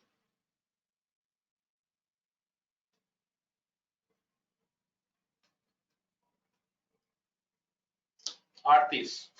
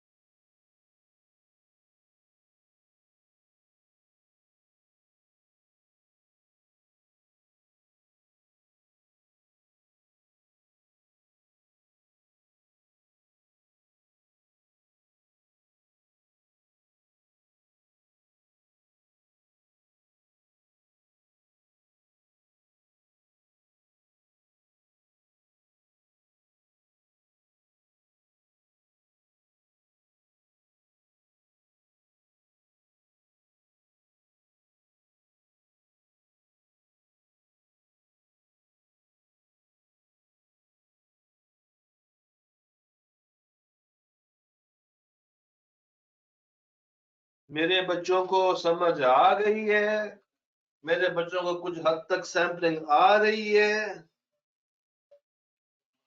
आपस की बात है, बातें समझ आ रही है, ये मुझे बताइएगा। रिक्वेस्ट है ये कि सर आज के लेक्चर की रिकॉर्डिंग दे दें। लेट मी थिंक, चले मैं दे दूं। आज के लेक्चर की रिकॉर्डिंग आपको मिलेगी। मेरा आपसे बात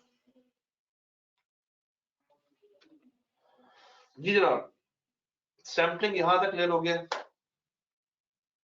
कहां चले गए हैं, जवाब ही कोई नहीं आता।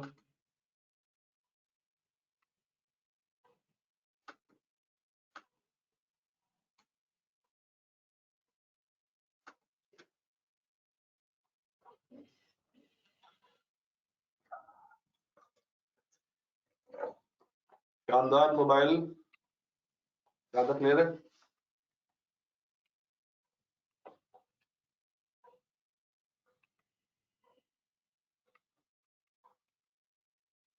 सर आज का लेक्चर 2 बार देखने वाला, इतना भी मुश्किल नहीं है यार, कम ऑन।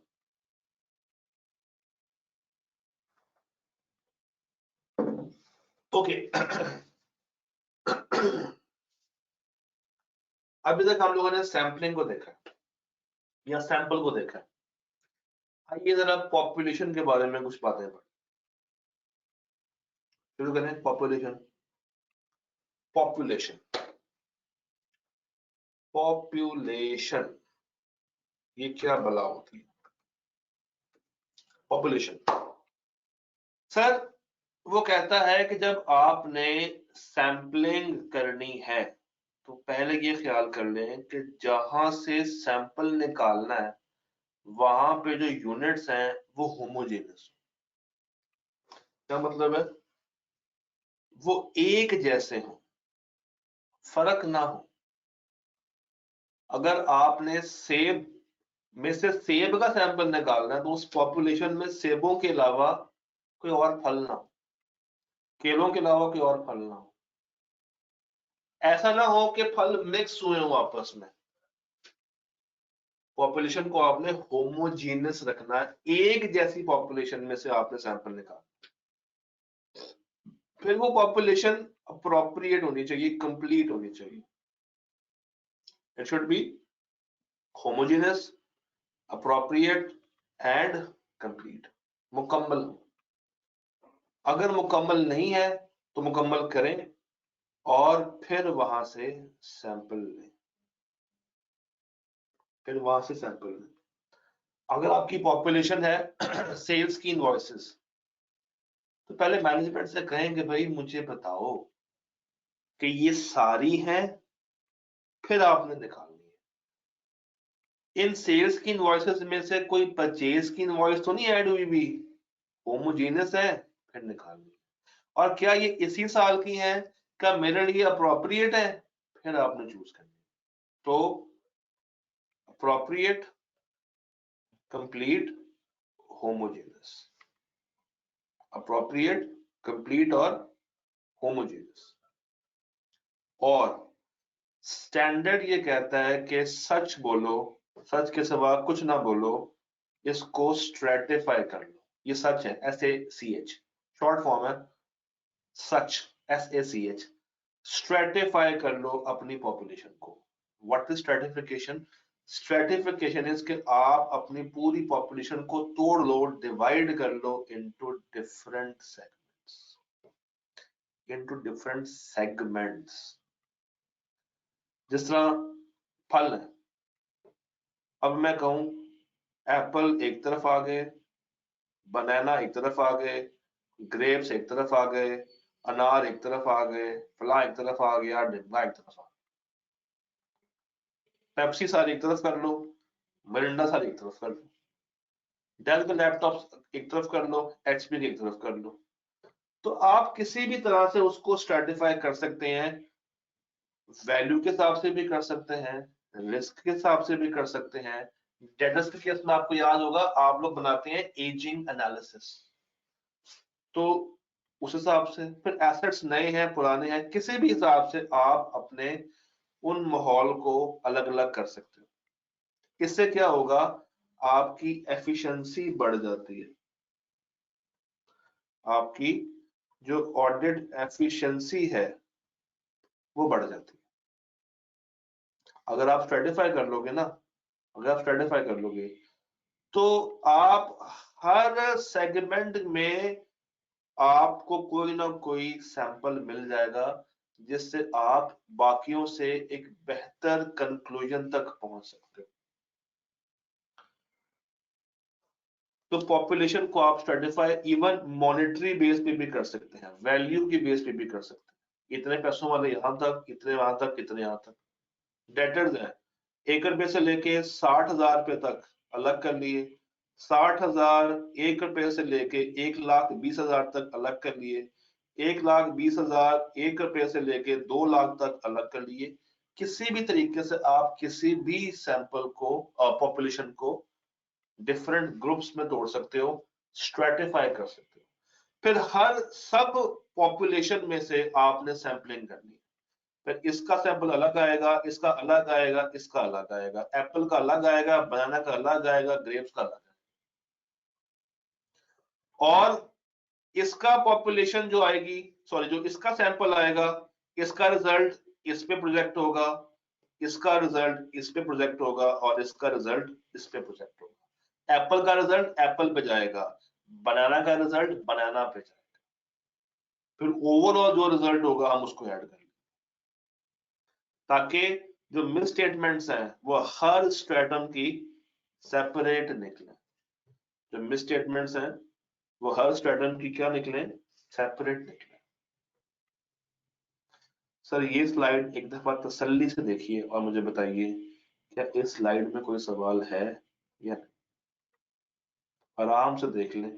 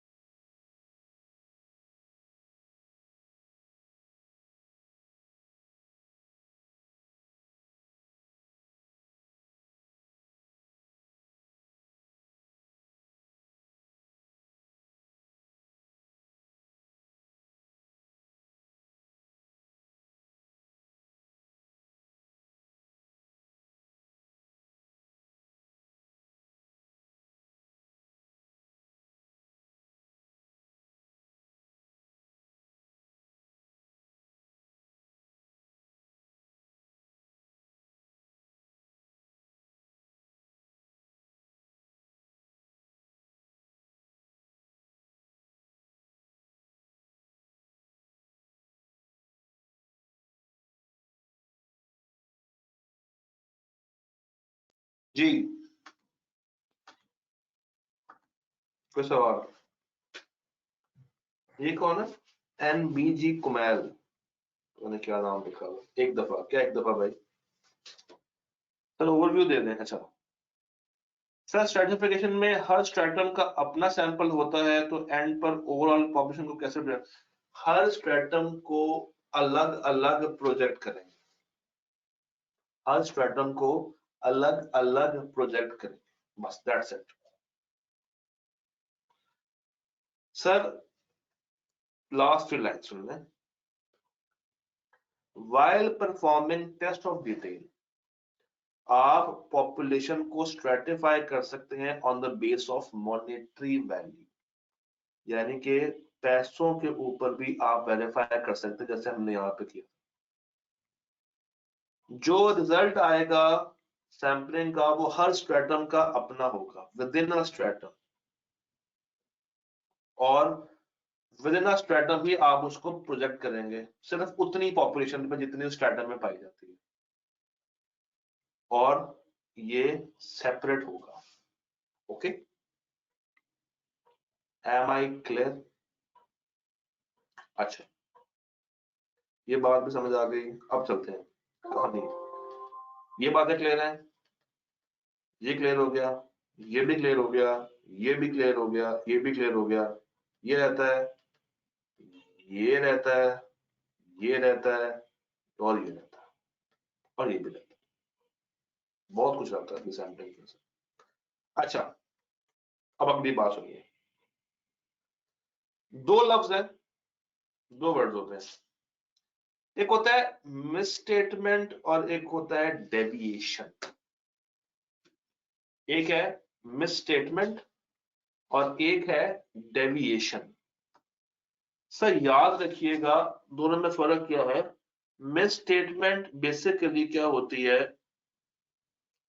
कि आपने जो अजर्शन बोली होती है ना, वो अजर्शन वेरीफाई नहीं होती। या आसान कर दूं तो मिस स्टेटमेंट फाइनेंशियल स्टेटमेंट्स में होती है, मिस स्टेटमेंट फाइनेंशियल स्टेटमेंट्स में पाई जाती है, और डेविएशन कंट्रोल्स में पाई जाती है।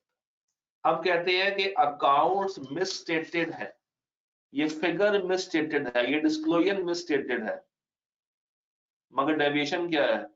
Controls weakness. Deviation is what? Control weakness. तुम्हारा कंट्रोल इतने से डेविएट कर रहा है, तुम्हारा कंट्रोल इतने से कम ज्यादा हो रहा है, तो कंट्रोल्स के लिए वर्ड डेविएशन है, और फाइनेंशियल्स के लिए वर्ड मिस्टेक। मैंने एक वर्ड यूज किया है असर्शन का। असर्शन कहते हैं मैनेजमेंट की तरफ से आया हुआ क्लेम। इसके ऊपर तसल्ली से बात करेंगे जब हम लोगों ने सब्सट्रैक्टिव करने हैं। और सब्सट्रैक्टिव पर कितने दिन है हमारे? 1 2 3 दिन है, 3 दिन बहुत है।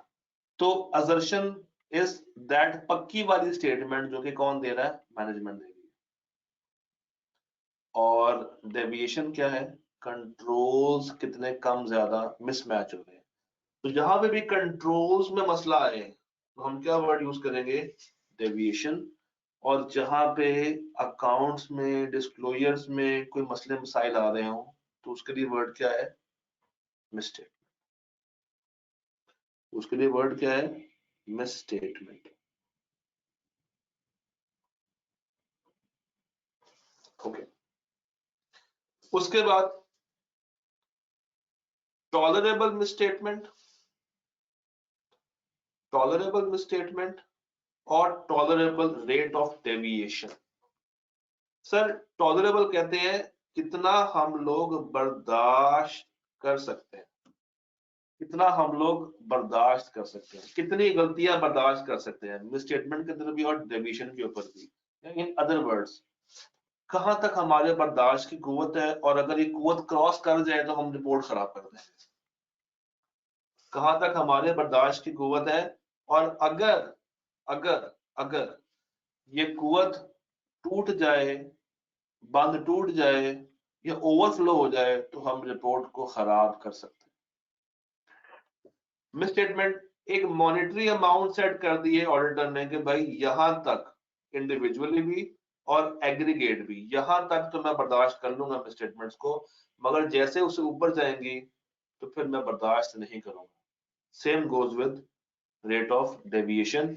इसको तसल्ली से कवर करेंगे चैप्टर 3 के अंदर, जब हम लोगों ने जब हम लोगों ने मटीरियलिटी को देखना है मिस स्टेटमेंट के साथ। तो अभी के लिए बस आपको इतना पता होना चाहिए कि ये टॉलरेबल वर्ड किसे कहते हैं। टॉलरेबल इज जहां तक हमारी कुव्वत बर्दाश्त है, मिस स्टेटमेंट की भी और डेविएशन की भी। मगर इसकी डिटेल क्या है, इसको जोड़ना है हमने मटीरियलिटी के साथ, और वो हम लोगों ने कब कवर करना है? चैप्टर 3 में। तो जब वहां पे जाएंगे तो मुझे आपने याद करवाना है कि सर सैम्पलिंग में से ये पॉइंट हमने रिपीट करना। अच्छा, एक्सपेक्टेड क्या है? जितना आप सोच रहे हैं कि ये तो होगा ही होगा। और ये कैसे आपको पता चलेगा? From your experience of previous audits. तो ये पॉइंट नोट कर लें। इसकी डिटेल कहां पर आएगी, इसकी डिटेल कहां पर आएगी, चैप्टर 3 में। हमने अब मैंने कब कहा कि हमने कंट्रोल की रिपोर्ट बना, तो लफ्ज यूज नहीं किया। मैंने आपसे कहा है कि कंट्रोल्स को देखा जरूर जाता है कि कितने स्ट्रॉन्ग है कितने वीक हैं, ताकि हम लोग उसके मुताबिक अपना काम कर सकें, अपने प्रोसीजर्स को डिजाइन कर सकें। मैंने ये नहीं कहा कि हम उसके ऊपर कोई ओपिनियन देके जाते हैं, ऑल्दो हम मैनेजमेंट लेटर में बताते जरूर हैं कि कैसे कैसे आप अपने कंट्रोल्स को इम्प्रूव कर सकते हैं, मगर हम इसके ऊपर कोई ओपिनियन देके नहीं जा रहे होते।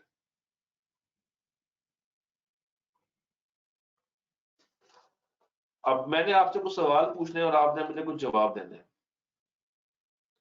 क्या आप लोग तैयार हैं इन सवाल जवाब के सिलसिले के लिए? पूछूं आपसे, पूछूं? अच्छा, ये बताइए, अगर रिस्क ज्यादा हो, रिस्क ऑफ मिस स्टेटमेंट ज्यादा हो, तो क्या मुझे सैंपल साइज बढ़ाना चाहिए या कम करना चाहिए? रिस्क ऑफ मिस स्टेटमेंट ज्यादा है, मुझे लग रहा है कि यहाँ पे मसले मसाइल हो सकते हैं, सैंपल साइज बढ़ाऊं या कम कर दूं? सैंपल साइज बढ़ाऊं या कम कर दूं? मेरी असेसमेंट ये कहती है कि इस एरिया में मिस स्टेटमेंट है, रिस्क है, सैंपल बढ़ाऊं, सैंपल बढ़ा लूं, पक्की बात है, लॉक कर दूं। छावे आप लोग, आपका 1 नंबर हो गया, मुबारक हो, आपने सब ने 1 नंबर हासिल कर लिया, मुबारक हो। अगर मैं पॉपुलेशन को स्ट्रेटिफाई कर दूं, यानी कि छोटे छोटे ग्रुप्स में, टुकड़ों में तोड़ दूं, तोड़ने के बाद, तोड़ने के बाद क्या सैंपल साइज बढ़ेगा या कम होगा? बड़ा सोच के आंसर देना मुझे। स्ट्रेटिफिकेशन करने के बाद क्या सैंपल साइज बढ़ेगा या कम होगा?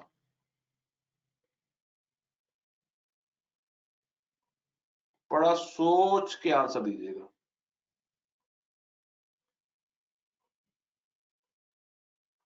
बढ़ेगा या कम होगा?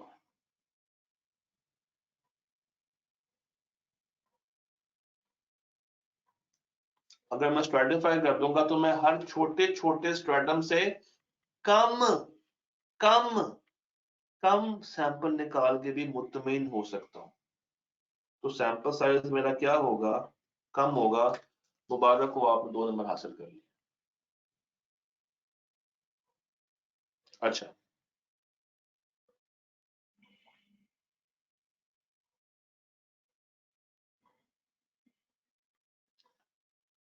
अगर मेरी टॉलरेबल मिस स्टेटमेंट की लिमिट ज्यादा है, यानी कि अगर मैं ज्यादा मसले बर्दाश्त कर सकता हूं, तो सैंपल साइज बढ़ाऊं या कम करूं?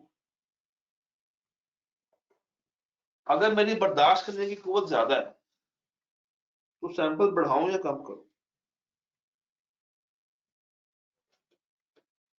अगर टॉलरेबल मिस स्टेटमेंट, बर्दाश्त करने की कुव्वत मेरी ज्यादा है, मैं ज्यादा बर्दाश्त कर सकता हूं, तो आपके ख्याल में बढ़ाना चाहिए या कम करना चाहिए?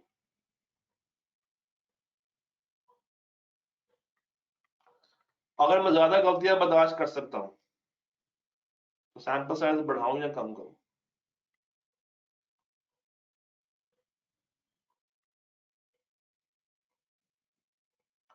हाँ जी, बताएं।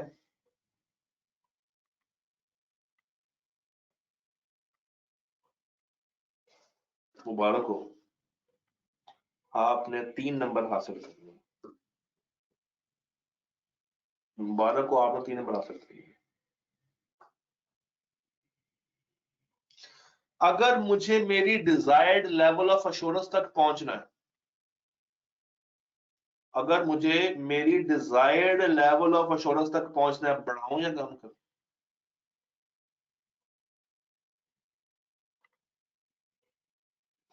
अगर मुझे मेरी डिजायर्ड लेवल ऑफ एश्योरेंस तक पहुंचना है, बढ़ाऊं या कम करूं? अगर मुझे मेरी डिजायर्ड लेवल ऑफ एश्योरेंस तक पहुंचना है भाई, बढ़ाऊं या कम करूं?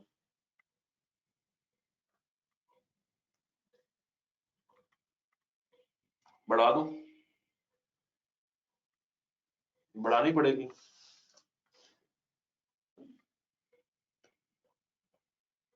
Very good, very good, very good. अगर मेरे पास सैंपलिंग के अलावा और बहुत सारे प्रोसीजर्स और भी हैं, तो बढ़ाऊं या कम करूं? अगर एक ही चीज को वेरीफाई करने के लिए मेरे पास और बहुत सारे प्रोसीजर्स हैं, तो सैंपलिंग साइज कम करूं या ज्यादा करूं?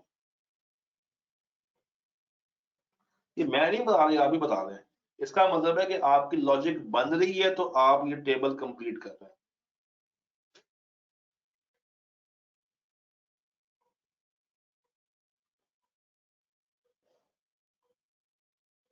जी, अगर मेरे पास और भी एरियाज हैं, तो डेफिनेटली मुझे मुझे मुझे कम करना पड़ेगा, मुझे कम करना पड़ेगा। अगर मैं एक ही चीज को मल्टीपल तरीकों से वेरीफाई कर सकता हूं, तो कम सैंपल से भी मेरा गुजारा चल जाएगा, कम काम करने से भी मेरा गुजारा चल जाएगा। क्यों? मेरे पास तरीके मुख्तलिफ हैं उस चीज को वेरीफाई करने।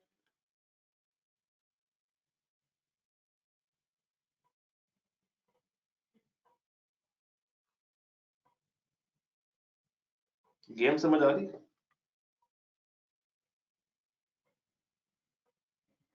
गेम क्लियर होगी?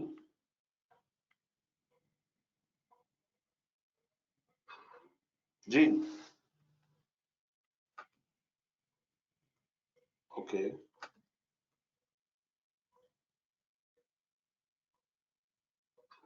आइए देखते हैं कौन कौन से लगाएगा प्रोसीजर एक ऑडिट सैंपलिंग के लिए। अब वो करेगा क्या?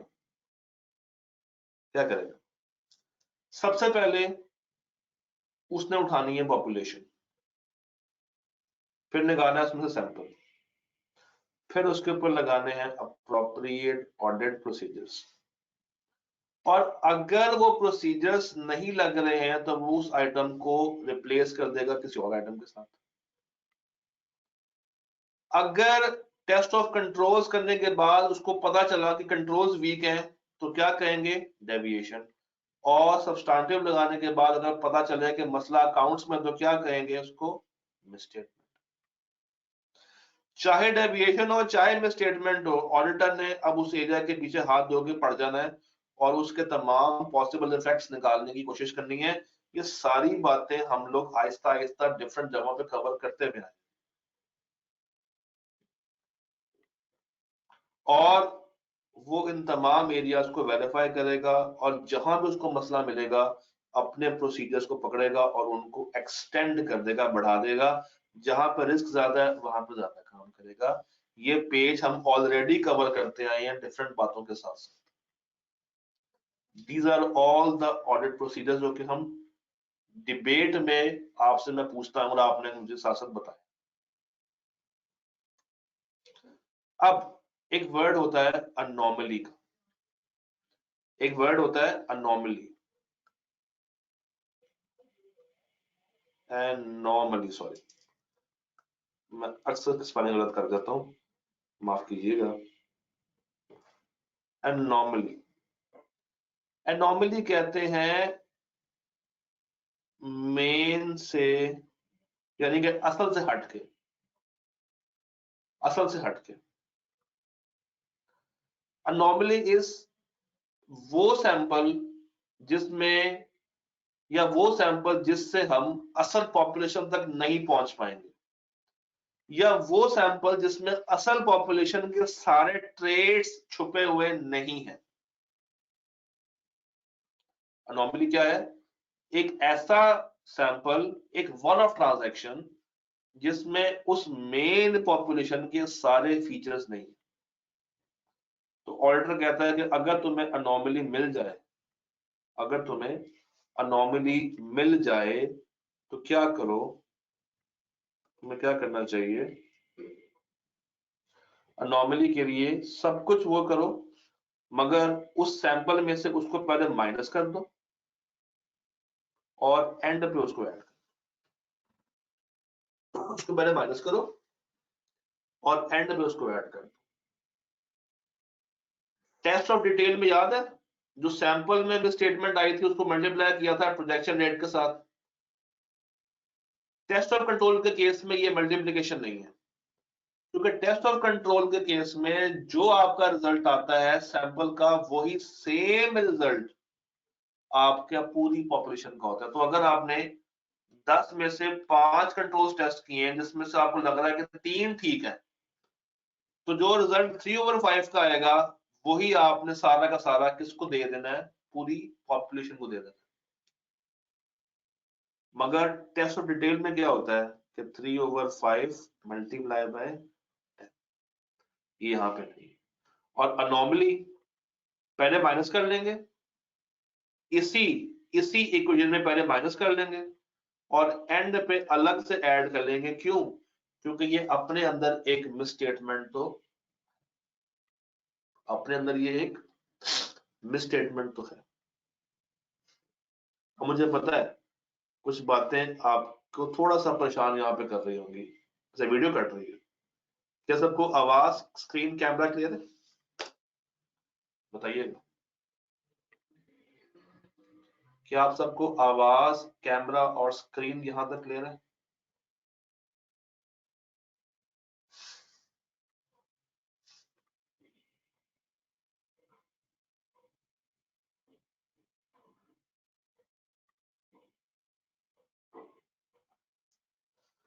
चलो मैं काम करता हूं, हम सैंपलिंग को फिलहाल यहां पर एंड करते हैं। हमारा कंटेंट पूरा हो गया है। इसकी वीडियो आज के लेक्चर की पूरी वीडियो मैं अभी डाउनलोड करके यूट्यूब पे चढ़ा के आपको देता हूं। आप देखिए, तसल्ली से देखिए। कल की क्लास में हम इसके सारे सवाल करेंगे और आपके सारे मसले मसाइल का जवाब देंगे। डन? तो कल हम लोग फिर रिपोर्ट को स्टार्ट नहीं कर पाएंगे, क्योंकि कल अगर आप लोगों ने सैम्पलिंग करवानी है मेरे से तो फिर आप रिपोर्ट्स का जो एरिया होगा वो अगले वीक में चला जाएगा आहिस्ता आहिस्ता। डन? डन? चलो दूर हो गया, ठीक है जी। तो इसकी पूरी रिकॉर्डिंग अभी मिल जाएगी आपको और मुझे पता जो आप लोगों ने देखनी है, बट स्टिल अगर आपका दिल चाह रहा है तो मैं अवेलेबल कर दूँ, मुझे कोई मसला नहीं है। ओके हो गया? चलो जी, रब रखा, अल्लाह दे वाले, अल्लाह हाफिज।